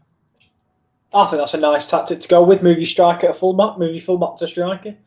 He was running up there for absolutely ages. He ran through about 3 or 4 players. That's a good interception by Darbo, though. Harry Maguire, who's been very solid tonight, I must admit. Makes interception. Just going to double check if there was any changes. I don't think there were. If you're Roma, though, what do you really do in this second half? Do you come out and, damage limitations, keep it to a minimum, or do you try and go for it? Oh, just go for it. Why not? Yeah. I mean, what have you got to lose? You've already lost the tie, basically, so nothing's ever impossible in football. We've seen some crazy comebacks in the past, but yeah, I'd just go for it. As Villarreal coming forward on the counter, been really good. That's a penalty, I think. Oh, referee's saying no. Sorry, Kieran. Go on, what were you saying? I forgot. I don't know. Well, the ball was whipped in by Pedro, and Harry Maguire goes to heel flick it up in the air. It comes to him awkwardly, and it hits him on the hand that's outstretched. And the Roma players appeal for the penalty. It is accidental, to be fair. The referee thought about putting his whistle to his lips, but then waving his hands to say no, and it's accidental. I was about to say accidentical then. Accidental. Is it going to be checked by VAR? No, I think the referees just waved it away. I feel like it was accidental by Harry Maguire. But we've seen plenty of accidental handballs be given as penalties. Yeah. It's not been checked, though. No. It's fair enough. As Rulli comes flapping it across, Smith Rowe goes to chip it towards the back stick and it'll be past the post. But no, what I was saying was Villarreal, when they counter, their one-touch passes into the midfield then out wide have absolutely diced Arsenal apart at points. But Geronimo Rulli has not been convincing when coming for crosses tonight, as he wasn't last week, actually. Yeah, I feel like that's a really weak point of his game, to be fair. Get ball and Brandon Williams slips on the ball. You get balls into the box and around him, he don't look comfortable with it, of course. With it at his feet, he looks quite content with it. But when it's in the air and, of course, coming to claim, he's not got good command of his area at all. No, good shot stopper, but he definitely needs to work on coming out. He came out early and he tries to punch everything, and then sometimes he doesn't get a strong enough hand on it, so he just flaps it into more danger. And yeah, a good goalkeeper just needs to improve on that side of his game. Here come Roma down the right-hand side. Karsdorp, good pass down the length of the pitch to Pedro. Up against Harry Maguire. Plays a decent ball in, and Brandon Williams taking no chances with that, into it behind and out for a corner. But Roma started the second half quite decently, to be fair, on the front foot. Like you said, they've probably got to go for it, but they're not leaving that much gaps in behind. I think who's going to take this? I think it's going to be Pellegrini to take the corner again. He takes it quickly to the edge of the box for Bruno Perez. Back to Pellegrini, takes a touch. Lovely touch past Fernandes. Low ball into the post, and it's into the hands of David De Gea. Pellegrini, he's a baller. You can tell he's got the footballing intelligence. Yeah, he impressed me the most over the 2 legs with Ajax. I thought he was the attacking player to me that stood out the most. And of course, pretty sure he went off injured in my game and then went injured off in the first leg against you guys as well. No, he didn't. No, he came back from injury. So he went off injured in my leg. Came back for your leg. So I just worry, just anybody that plays for Roma, to be honest, they're going to go down at some point. I mean, the way it's going, I wouldn't be surprised if all the team went off injured, to be honest. But yeah, he is a really good player. You can see, in a team that's 5 goals down, and I won't say fighting for their lives, but they're scrapping. He is one of the players that will probably try and pick him up by the scruff of the neck. But he has been good today. I'm not going to lie. He's got a really good delivery on him as well. Yeah, I will let you know. There's a pause in our game because of a head injury. Mario Gaspar and Nicolas Pepe collided skulls in the box. Well, I'd like to tell you about anything that's going on here, but there's not really anything going on. Van der Beek's picked the ball. He's still not got his first goal yet for his hat-trick tonight, Kieran. No. I would say time's running out, but it's not. You can get him in 5 minutes, can Mr. Donny? He'll get taken off in about 10 minutes, I reckon. I know, but at least you tried, and that's all that matters. That's a goal kick, I think, referee. It is a goal kick. Don't know what Pedro's moaning for. Good defending by Eric Bailly. Party's been nicked. It's through to Alcacer, over to Moreno, could roll it one more. He takes it himself on his left, and it's such a tame shot. And that was the biggest chance for Villarreal as they nicked it off Partey on the edge of the box, and it was rolled to Alcacer, who played it back to his strike partner, moved it onto his left foot, but he went for the low right-hand corner, and it just trickled into the arms of Bernd Leno. Really poor from a man that has been on fire in this tournament, but in these 2 legs, hasn't really lit it up like he has done previously. Yeah, and that would have been a massive goal if that had gone in. Villarreal would have had that away goal. That would have meant that Arsenal need at least 2 to take it to extra time, 3 to win the tie on the night. They would have had a massive cushion, but unfortunately for them, couldn't find the end product. No, and I think Arsenal, to be fair, off the bench have a lot of players that can come on and get them a bit of attacking impetus. The likes of Martinelli, Lacazette, Willian, of course, as well. But they've got a few players that can bring it on, Eddie Nketiah, but they don't want to get themselves in that situation. They still only need 1 to win the tie. It's an awful challenge that by, I think it was Mancini, had his arms all around Edinson Cavani, dragged him to the floor as Cavani gets the ball, literally manhandles him and throws him on the floor. He's an awful challenge. He's not even going to get booked for it. That is a stonewall yellow card. It's a quick free kick by Fred out to Telles, though. Picks a lovely cross into the box. Cavani misses it. Everyone misses it. It's going to run all the way to the other side, and Greenwood's going to keep it in. Just about. Been quiet tonight, Mason Greenwood, I'm not going to lie. There's Paul Pogba, who's also been quiet. Fernandes. Pogba to Fred. Lets it roll across his body well. He's marshalled by Dzeko, gets fouled by him. And I think that might be a yellow card for Edin Dzeko as well. Is it a yellow card, ref? Are you pulling the booking out? He's not pulling the booking out. I thought he was going to his pocket, but he's decided against it. I tell you what, the controversial scenes. Can't actually believe it, Kieran. It's the most exciting thing that's going on. If the referee's going to pull his cards out or not. I know. I can't believe we're 10 minutes into the second half already, honestly. Oh, lovely football. Donny van der Beek in the box. Takes an awful touch and tries to get first of his hat-trick here and there. Can't believe it. It was lovely play down left-hand side. Oh, no, it's not a foul. He fell over. Referee, he fell over. He fell over. Edin Dzeko is he's slipping. He takes the ball. He literally puts his foot on the ball. Do you know when you put a foot on the ball and you fall over the ball, like trying to control it? Oh, I don't know, mate. You've got great control. Anyway, he did that, and Eric Bailly's literally contesting ball with him, and he's won a free kick by slipping over on ball. I mean, Eric Bailly he's a funny man, isn't he? It's unfortunate as Emile Smith-Rowe had the ball nicked off him by Albiol, who's leading the counter, and we know what he's like going forward. He's rolled it to Manu Figueiredo, edge of the box, strikes it straight at Rob Holding.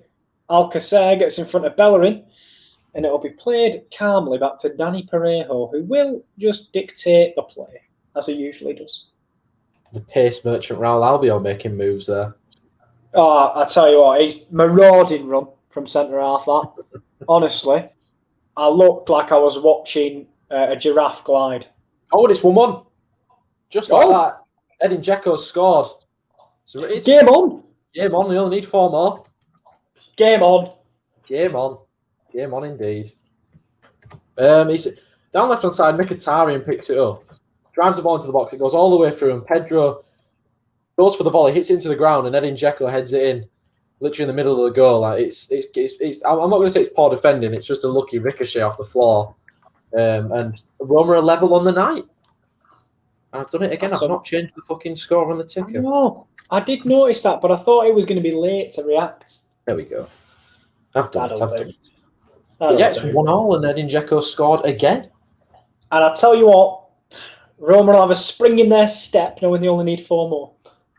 33 minutes left. A goal every 10 minutes, and they might have it with the with the added time as well. I was going to say they still won't have it won, but they give it a good go. Gerard Moreno over to Jeremy, and that is not. Oh my god, that is awful refereeing. That is horrific refereeing. Basically, Jeremy Pino goes to cross the ball, and I can clearly see that Leno has tipped that round the post, but the referee has given a goal kick. That is awful refereeing. It's clearly saved by Leno. Unless the 4th official has changed his mind. No, it is a corner. Thank you. The 4th official has changed his mind. Yeah, and Fred's also gone into the book for a foul on Darbo. Darbo.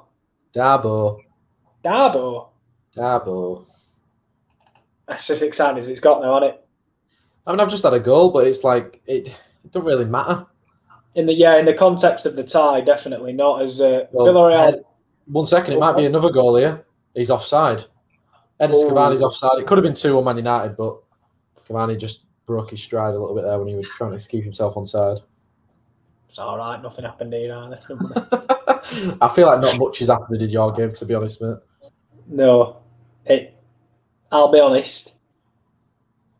I think if I watched paint dry, I'd have found some more excitement, I'll be honest.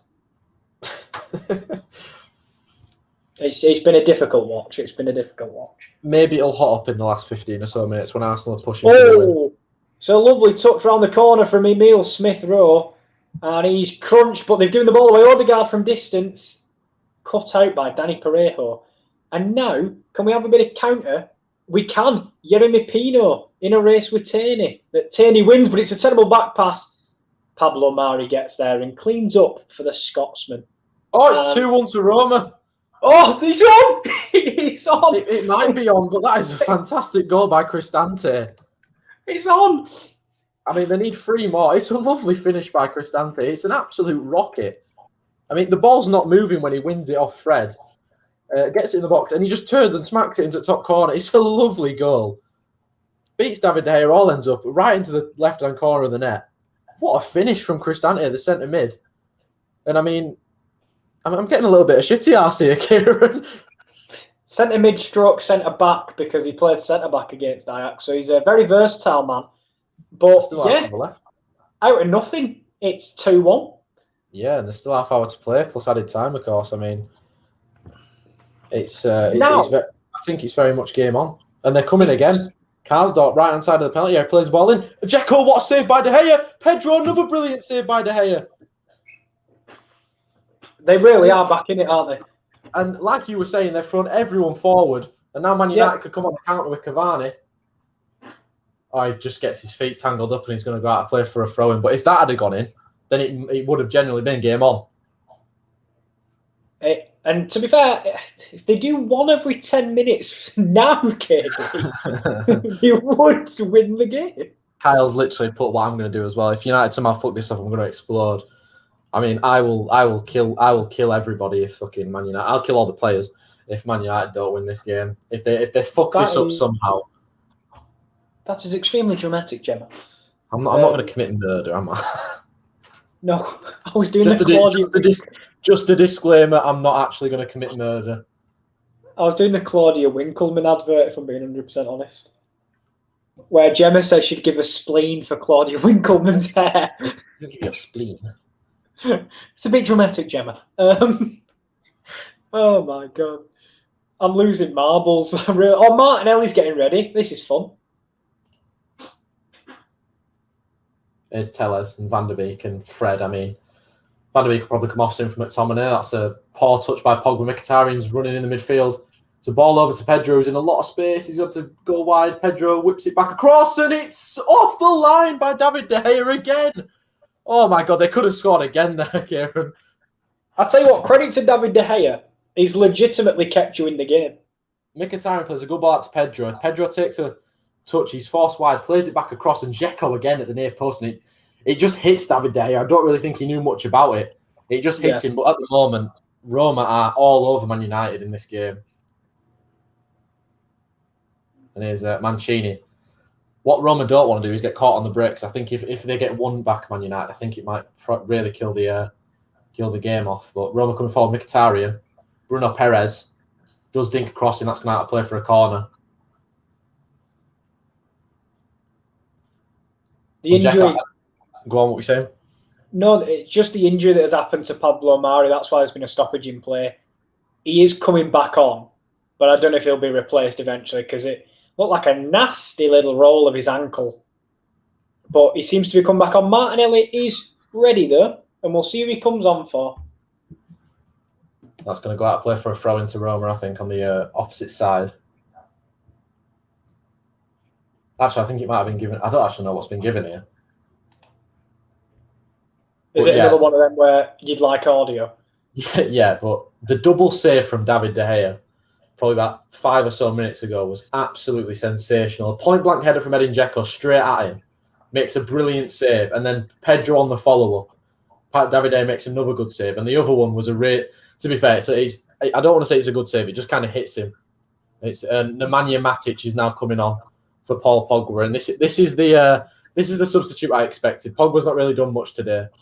He looks a little bit tired, to be honest. But Matic, get the defenders back there because and here he comes. Marcus Rashford's coming on. I thought we wouldn't be able to see him tonight, but of course we've somehow managed to put ourselves in a situation where we might need him. And Marcus Rashford's going to come on. I guarantee this is for Van der Beek, but Van der Beek's won the ball in Roma's penalty area. Lovely backheel to Fernandes, who shoots straight at Morante, who, with the tamest effort, parries it onto the floor and out. And it's whacked away by a Roma player. I bet you Donny Van der Beek comes off here. I mean, his hat-trick has not come to fruition, sadly. Do you know what? He's played well, though. When we go forward, he nicks the ball high up. He's a good presser. But I think it'll be Van der Beek who comes off, even though I probably would take Cavani off because in the last 5 or so minutes he's done literally F all up top. Here's Tellez again to Harry Maguire. Man United just need to calm down now, start controlling the game again, and keep the ball a little bit because there was a spell of about 10 or 15 minutes then where Roma were really on top and looked like they could score with every chance going forward. And I think Kyle makes a good point, to be fair, about like De Gea's kept you in this one specifically. Obviously, Dean Henderson's not put a foot wrong, but interesting that he's played so well tonight. Fair play to him. I mean, people say that he was fuming that he's been dropped as number one. I mean, he has been absolutely fantastic tonight. But here come Man United again with Nemanja Matic. Lovely ball over the top to Fernandes. On the right-hand side, Fernandes up against Darboe. Does well to get past him. Fernandes still going into the box. takes a touch to Greenwood. Mason Greenwood, it's 2. Just missed it. Oh, I thought he'd finished it. I thought Mason Greenwood doesn't miss from there, but he does miss from there. Oh, it's not a chance I would expect Mason Greenwood to miss. Lovely play by Bruno Fernandes. And he runs onto it. I think he just strikes it wrong. Morante's out quick at his feet. And chalk another one up for the Roma injury list. Bruno Perez is down clutching his bloody knee. no way. No way. They got another injury. He might have cramp, but he's down there. He's clutching his knee. Oh, Jesus. By the way, Odegaard is off. Martinelli is on. Adds a different dynamic. Obviously, Martinelli and Odegaard are much different players. As Alcacer works hard, but it won't matter. As 25 minutes to go, Arsenal still looking for their one goal, and Villarreal looking for an away goal that they will think will send them through to a final. Yeah, Davide Santon's getting ready to come on. I think Bruno Perez is going to have to come off. He is still playing at the moment, though. He's walking about. He's not. He's gingerly jogging. So I think probably Davide Santon will be brought onto the pitch in the next couple of minutes. That is an awful ball forward by Cristante. That is absolutely whacked it into nowhere, and it's going to be a throw-in with 24, 23 and a bit minutes left. Yeah, Santon's going to be coming on. Yeah, I think I'm just looking now, and in terms of this game, I think there's a 23 and a, I don't want to say 23 and a half minutes to go, but 23 and a half minutes to go. That's what I'm going to say. Yeah, that's it. How's Cavani playing? I mean, apart from the goal, I mean, he's done all right. I'm not going to lie, but apart from the goal, not really offered much going forward. I mean, he has only had a little bit to feed on, but Roma, fair play, have been by far the better side. And with 20 minutes left, I mean, if that goal had gone in a few minutes ago, probably looking at. Well, I'd have had shitty ass for the last 20 minutes of this game. Yeah, a very nerve-wracking end to say the least. Yeah, but it's been calmed down by United, and now they look very comfortable. And Fred driving through the middle of the pitch, out to Van der Beek, who's Marcus Rashford's still not come on yet.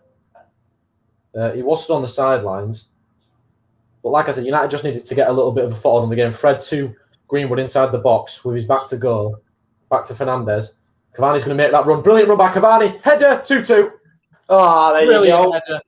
It's absolute world-class striking prowess by Edinson Cavani, and he puts the game to bed. It's an easy ball for Bruno Fernandes to play over the top. You'd expect him to make it every time. And if there was any doubts before, after the 2 quick-fire goals for Roma, Edinson Cavani puts the game to bed. When he receives the ball, Bruno Fernandes, I'm just going to see if Cavani's onside. It's Mkhitaryan trying to track his run after Bruno Perez is caught lacking in the midfield. I think Bruno Perez probably thought he was going to be coming off. And Cavani, world-class header, straight past the goalkeeper. And it's 2-2, and the goals are flowing. Yeah. Unfortunately, I think that means it's game off, which is a shame. The game was on for about 5 minutes, but now... If Pedro or Dzeko would have scored that chance where Davide made the double save, it would have definitely been game on. But I feel like that is probably, touch wood, game over now. Yeah. However, if they get 4, we go into extra time. Which, it might... Nah, Carlos Bacca's coming on. He's done it again. Shithouse Cavani's done it again. He's waited until everyone's getting back in position to do his bloody celebration where he's dropped to his knee and got the arrow out. Oh, that is... I love him. I absolutely love him. And I tell you what, KD, if you don't know what the arrow is... It's just on the right-hand side of the screen. Just there. Over there. Oh, he's got another goal, Edinson Cavani, as well. Yeah, he has. And how is the game that had nothing to play for still outshone the game with everything on the line?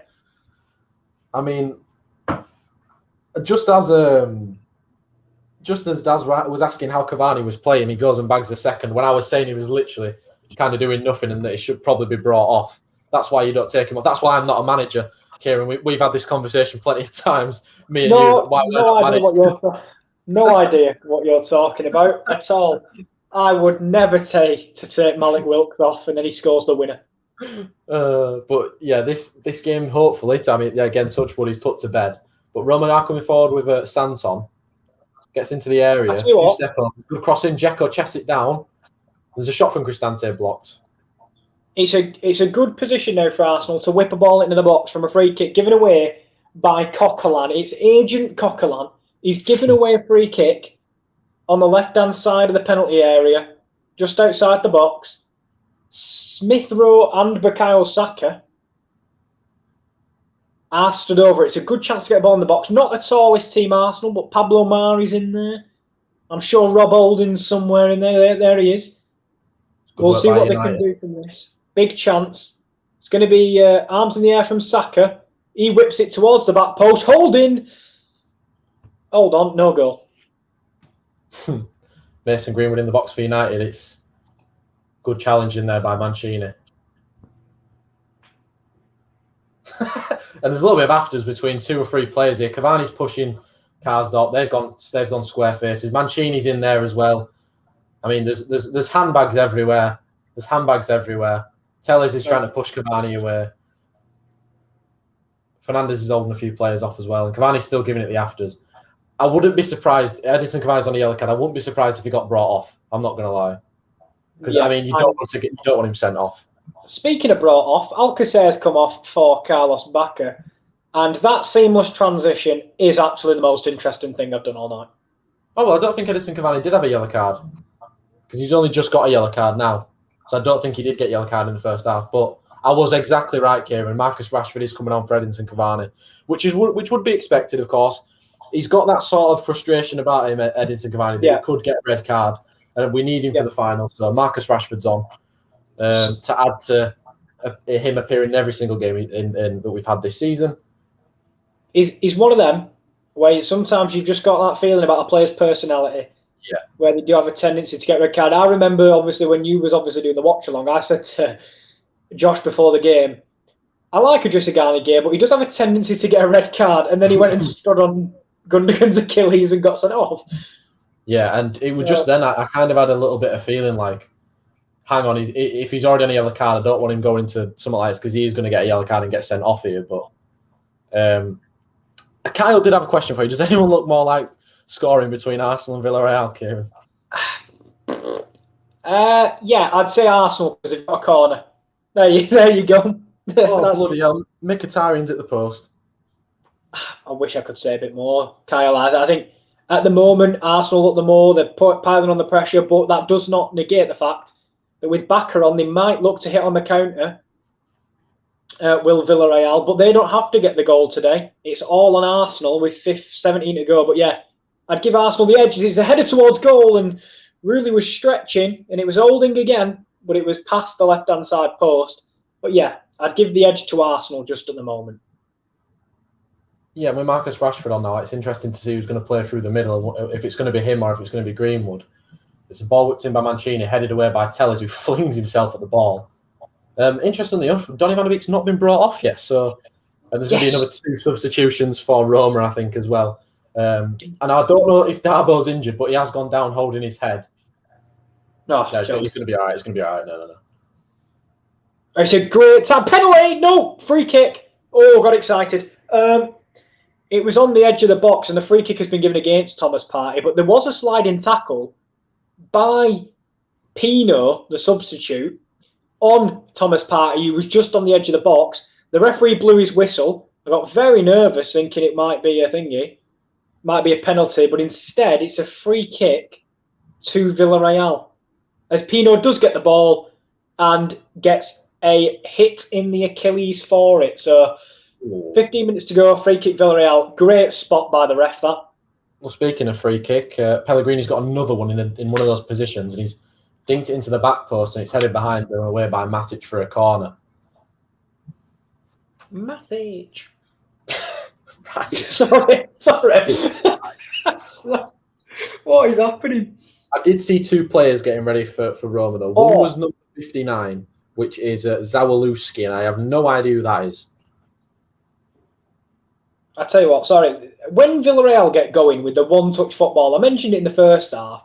It's absolutely brilliant to watch. The passing and move, one-touch, quick football. When they turn it on, it's absolutely brilliant. And there'll definitely be a yellow card for Danny Parejo. We talk about his experience, trying to break up the counter-attack by holding on to Nicolas Pepe. I blinked and it looked like the scene in the Titanic where they're on a ship together. It was beautiful. But it'd probably be a yellow for the experienced Danny Parejo. What a chance for Roma again. It's a really good crossing by Pedro, and Dzeko rises highest in the box. I mean, you could probably put a bloody pillar up against Dzeko and he'd rise higher than it. But yeah, he rises above Eric Bailly and just nods his head over the top of the crossbar. To be fair, he should probably do a little bit better with it, but it is coming to him and he's leaning back as he heads it. But he's been good tonight, and he's coming off. He's now coming off. Boya Mayoral is on, and Pedro's also coming off. And I think who's come on. That's how good he's been. He's been good tonight, and he's off. It's weird because he's their biggest threat. Maybe the manager just thinks that, you know, he's now admitting that this game is probably done and dusted with 13 minutes to go. They need 4. Or just fresh legs. As speaking of fresh legs, the transitions tonight are unbelievable. Lacazette will be coming on. I'm not sure before or after this corner, but it is an Arsenal corner.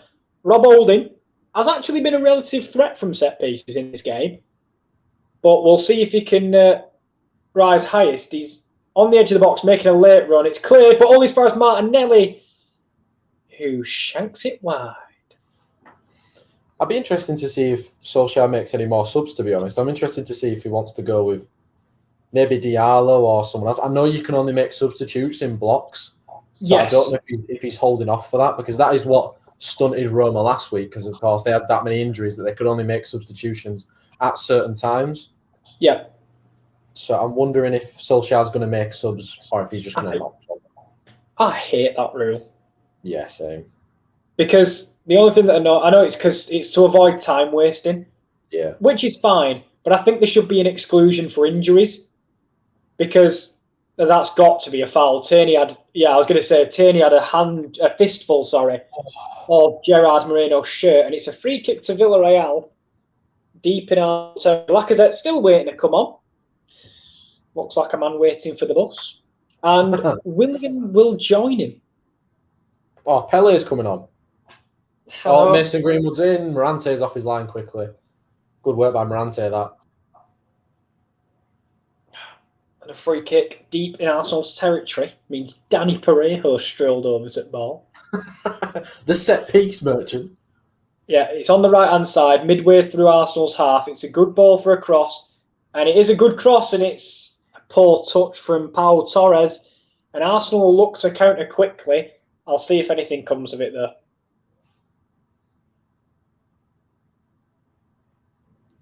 Bellerin has been through on the right. It's a chip towards the back post. Aubameyang's head is off the post and cleared by Albiol. Wow. Massive chance for Arsenal, and that's the biggest chance of the game. It was from that counter-attack. Bellerin chipped it towards the back post. Aubameyang got his head to it, headed it down into the ground, as you should, any good striker should do. Ricochets off the post, time stood still, and Albiol cleared it off the line. Massive chance for the Gunners, but Villarreal breathe another day. Unbelievable. It sounds like it's just not Arsenal's night tonight. That's their first big chance, and they must have thought that they'd got that one goal. And I think Aubameyang, that was his last moment in the game. He's been subbed off for Lacazette.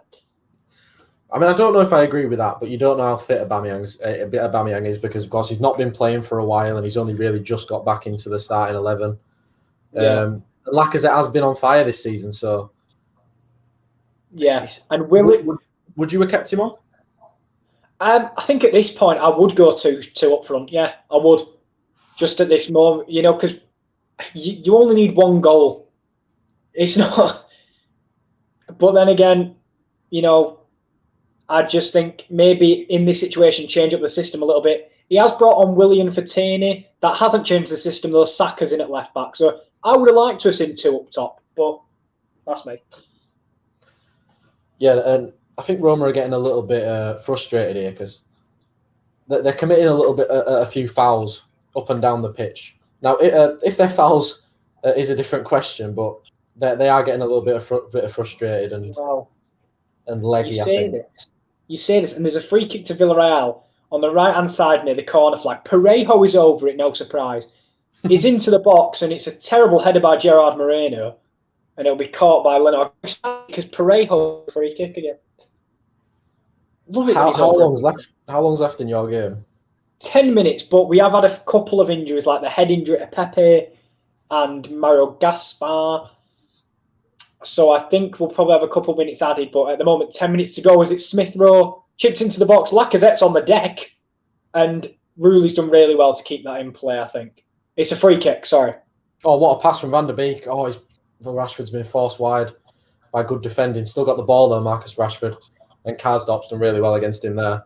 And a back heel to Mancini. Good defending there by Roma, by Karsdorp and Mancini, doubling up on Marcus Rashford. But Van der Beek's still not got his hat-trick yet, Kieran. No. And I don't want to say it's looking unlikely. I don't want to.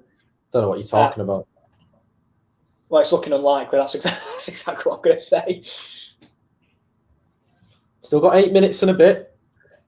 Man United have got the ball back. It might be in their own penalty area, but we've still got the ball. I'll tell you what, let's do maths again. If he scores every 2.5 minutes, he's on for an hat-trick. They're coming forward with Bruno Fernandes now, and Roma do have men back. You can see him marauding in middle there, Van der Beek. Getting box, lad. Here's Bruno Fernandes trying to take it past Karsdorp. I think that's going to go against him as well. Oh, that's a lovely spin.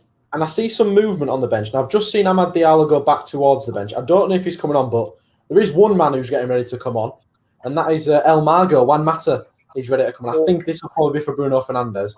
I mean, knowing us, we'll end up taking off fucking Van der Beek. Yeah, thank you. End up taking on Van der Beek, so get prepared for that when I tell you that he's come off in about 2 minutes' time. I'll be honest, I'll be mourning the fact he's not got an hat-trick. I know, that must be it.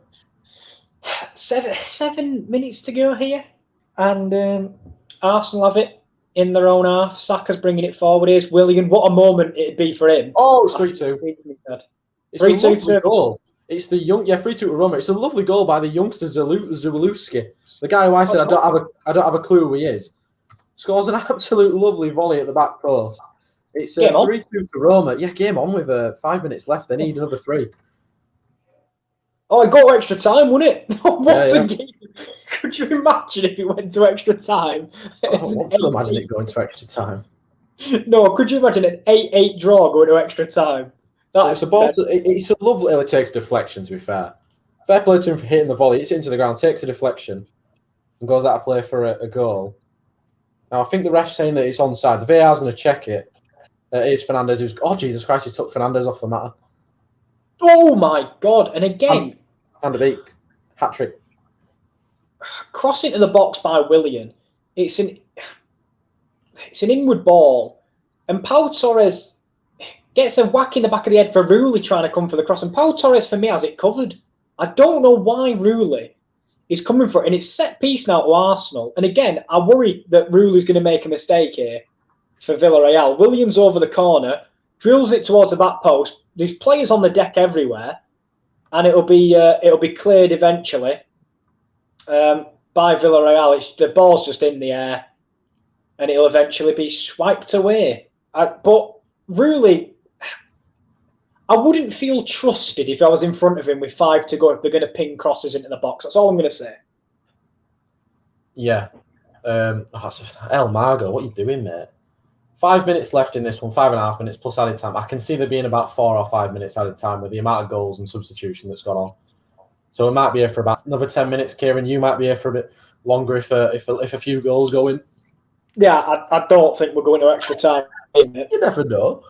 I'll be honest, a bit of me hopes we don't. As Pino intercepts from Willian, it's a great tracking back by Martinelli. He fouls him, but it's a good effort. And it'll be a free kick to Villarreal. And I tell you what, I'm going to put a spoiler in. Pereira will stand over this. Oh, good save by De Gea. When it was a save he should make, but he made it nevertheless. And again, Rome having a few chances after that goal's gone in. They might have found a little bit of confidence through that. They're putting balls in the box. And Carl's made a good point. Good thing United won the first leg 6-2, otherwise they'll be going out. I mean, I still think if even at 4-2 or 5-2, we'd been quite comfortable. But yeah, I mean, we've not been at our best tonight, but you know, we're not. We've also not got our best squad out there either. I mean, this squad's not going to be the team that Eric Bailly's making a forward run.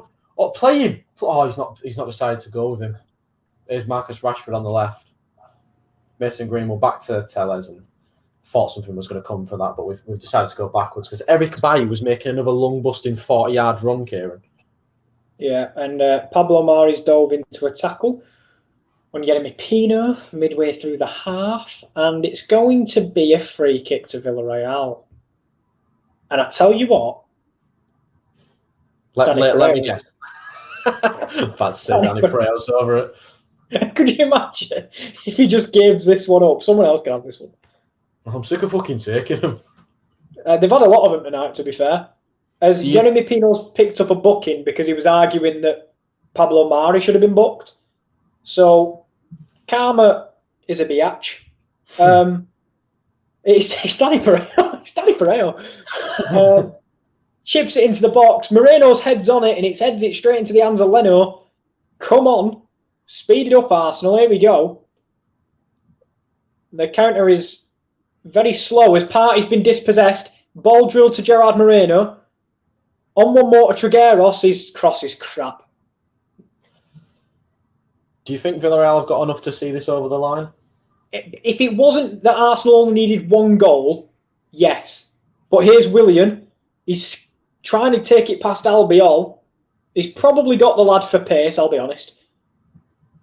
But Albiol, credit to him, stands up and does his defence duties. But Parejo gives it away. Probably the most experienced man on the field. Smith Rowe with some lovely close control. Willian on the left. He's got a chance to whip it in. He does. Lacazette took a great touch. Him and Martinelli in each other's way. Bellerin strikes. Deflected. Bellerin to the back post. Nothing comes of it. Got very nervous there.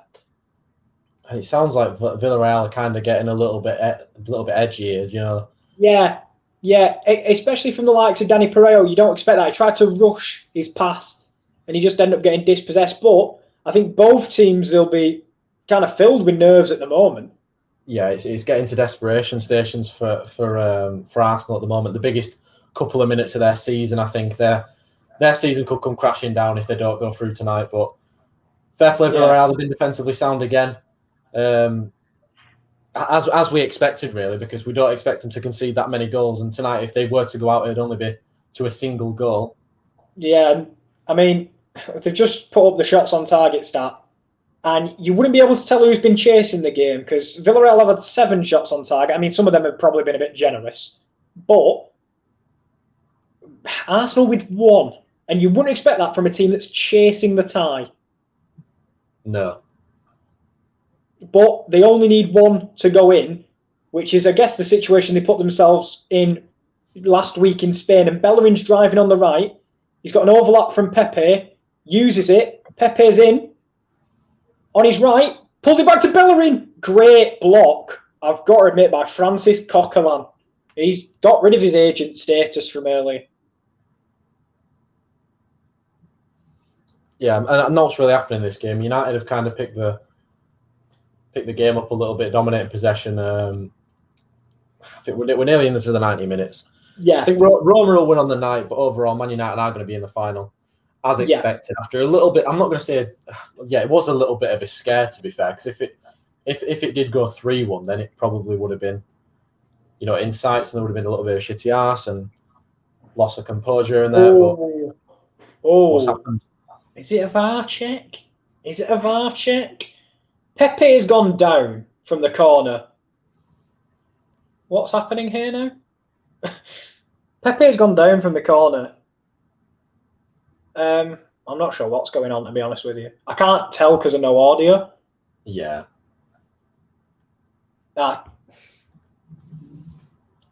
Subs. Subs are being made. We've got 4 minutes of added time here. Yeah. Pedraza's off for Alberto Moreno. And Moy Gomez, I think, is coming on as well. Not sure who he'll be on for. But Moreno, Alberto Moreno, coming on. And Moy Gomez. Is that Yeremy Pino? The man who got subbed on? Yeah, Yeremy Pino, the man who got subbed on, has now been subbed on. I mean, yeah. Sorry, Kieran. Oh, sorry. Because of the subs, I don't know how much added time there is. That's why, at the moment, BT's got nothing up in terms of added time. But BT's always behind because they're annoying. I'll let you know once I get it, because this is now into added time, and it really is last resort for Arsenal. Switch is cleared by Gaspar, but 5 minutes added time. Oh. So 4 minutes needed, because we are in a minute of that, for Villarreal to hold on. And it's going to be a big clearance upfield, and he's one-on-one. It's Carlos Bacca. Leno gets there, though. As there's going to be a stoppage in play. I have no idea what for. I think it might be a foul. Rowan said, fucking hell, Kale, what a dead game. You don't have to tell me, lad. Oh, it's a yellow for someone. Eddie Nketiah, when did he come on? What's happening here? Okay, Eddie Nketiah came on for Hector Bellerin. There you go. I mean, to be fair, a little bit late, in my opinion, considering it's now added time. I feel he should have put 2 strikers on the field a lot earlier than with 4 minutes to go, in my opinion. I'm not a manager, as we've established in the past. But for me, KD, I think you have to go for it sooner than added time. Yeah, definitely. As Pereira's gone down, Villarreal just going to try and keep the ball now, with Geronimo Rulli going long. Gerard Moreno does very well, but it's going to get away from the striker. And now, 2.5 minutes the countdown's on. I'm sorry that I'm not really letting you speak, KD. I apologise. I don't know what's happened. I've got no to talk about, mate. There's a minute left, and it's being played around Man United's half. I mean, Roma might have a chance on the left-hand side with Santon. And he dribbles the ball out of play. I mean, that's pretty much the story of him since he's come on. But you know what? You take the reins, mate. Your game's still all to play for. I've only got a minute left. It means absolutely nothing. And there's again, I can't tell what this ref's doing. Is it a foul? I don't know. I think, it's going to be a foul. Eddie Nketiah just caught Mario Gaspar there. And sorry, a minute and 50 left. I feel like there's one chance left in the game. There's usually always one chance in these sorts of added time moments. We saw it with Aubameyang against Olympiacos in another crushing Europa League defeat. Not to bring you up, but that's what happened last time. So a minute 30, Albion tries to knock it long and in the corner, and I think that came off Pablo Mari myself, but no. Goal kick to Arsenal. So this is it, I think. 1 minute 20. It's at Leno. Oh, it's as much as it's been the crappiest game of my life, I'm still a little excited. Yeah, it's make or break now, isn't it? Like it's the last minute of the game. They have to go for it. Yeah, exactly. As Leno's long kick goes forward, Prejo's not dealt with it great. Pau Torres will clear it. Rulli were scampering out again. Go back, Rulli, man. For God's sake. As Bacca fouls Pele. Thomas Partey now. Now 50 seconds. He's driving through the middle. There's Pepe on his right. He's also got Willian over there. Willian to Pepe. An attempt at a 1-2, and Pepe gets outstrengthed by Alberto Moreno. Oh, God. And now Villarreal aren't going to have the chance to come forward. It's Mari. 30 seconds for Arsenal. Saka on the left. Squares up Moy Gomez. Martinelli's there. Saka on the overlap. Martinelli drills it infield to Partey. They're going backwards. 15 seconds. They've got to get the ball in the box at some point. It will be the last chance. Pepe whips it in. It's cleared by Parejo, back in by Mari, and Nketiah nods it on. Lacazette's there, Coquelin's there. He's going to dribble it out, and I think that'll be it. And that's it. Wow. And what a pathetic display from Arsenal. Genuinely. I don't mean to be rude. Pathetic. Didn't trouble Geronimo Rulli, besides the one shot where he nearly let it through his own legs, and that was all of Rulli's own doing. It will be Villarreal playing Man United, and deservedly so, because Arsenal have been awful. It is pretty much typical Arsenal. They've bottled it again, haven't they? They've bottled a semi-final, and there'll be a lot of people tonight that are disheartened. There'll be people who are fuming because they put themselves in a good position after such a poor first tie. All they needed to do was score, and they couldn't even do that tonight. Yeah, I said they couldn't be much worse. My God, they were worse. They were absolutely awful tonight. You've got to wonder whether it's the last straw for Arteta. And the man that they replaced Mikel Arteta with is through to a Europa League final. Yeah, and in the overtime, Roma did win on the night 3-2, but Manchester United do go through to the final after the first leg. It will be a Villarreal versus Man United final in Gdansk.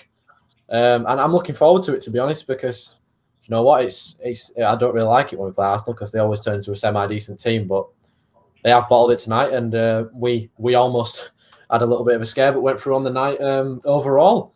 But apologies, Kieran, for having such a shit game. My game had 5 goals in it. Apologies, lad. No, honestly, absolutely horrendous. Arsenal tonight, genuinely. I'm not even an Arsenal fan, but I'm a little bit disgusted because you wouldn't be able to tell it's a semi-final and they had everything on the line. Their season was on the line tonight. Yeah, it was. That's what we were saying. It's the biggest game of Arsenal's season, the biggest few minutes of Arsenal's season, and they've just let it go to waste. And unfortunately, it's another bad night for Arsenal fans. But that is it from me and Kieran tonight. We'll play the Watchalong advert just one time before we go. So this is what's coming up on the SportsCon YouTube channel in the next couple of days. First up, of course, you have just been watching the Europa League live Watchalong semi-final second leg goal show with me and Kieran. Of course, Manchester United will play Villarreal in the final in Gdansk. But tomorrow night is the Premier League of Darts Night 12, 7:05 with Josh. Of course, he's live right now with the darts. And then Saturday, 12:20, Championship final day, the fates of Derby, Rotherham and Sheff Wednesday will be decided with Josh at 20:12. And then the first of a double header in the Bundesliga, Dortmund versus Leipzig, live with Rowan at 2:25 p.m. on Saturday. And then the second of those double header will be Bayern Munich versus Gladbach with Kieren L at 5:25. Woo! Well, thank you very much, guys, for joining us for all the Europa League goal shows and coming through the. Of course, we didn't cover the group stage. We covered a few games. When it got to the latter rounds, we covered the goal shows and stuff, and they've generally been really enjoyable to do. I think everyone loves a goal show. We love a goal show. The people involved love a goal show, and thank you very much for sticking with us and talking in the chat, because I think without the chat we'd probably be a little bit bored, especially if both games had been 0-0 tonight. But yeah, guys, thank you very much for joining us, and make sure you're there for the final in Gdansk. Because at least Arsenal won't be in it. Yeah, because Arsenal won't be in it. Well, thank you very much, guys. Make sure you're in the stream with Josh tomorrow, and make sure you come back at the weekend for the Bundesliga. But that's all from us two tonight. See you later, guys.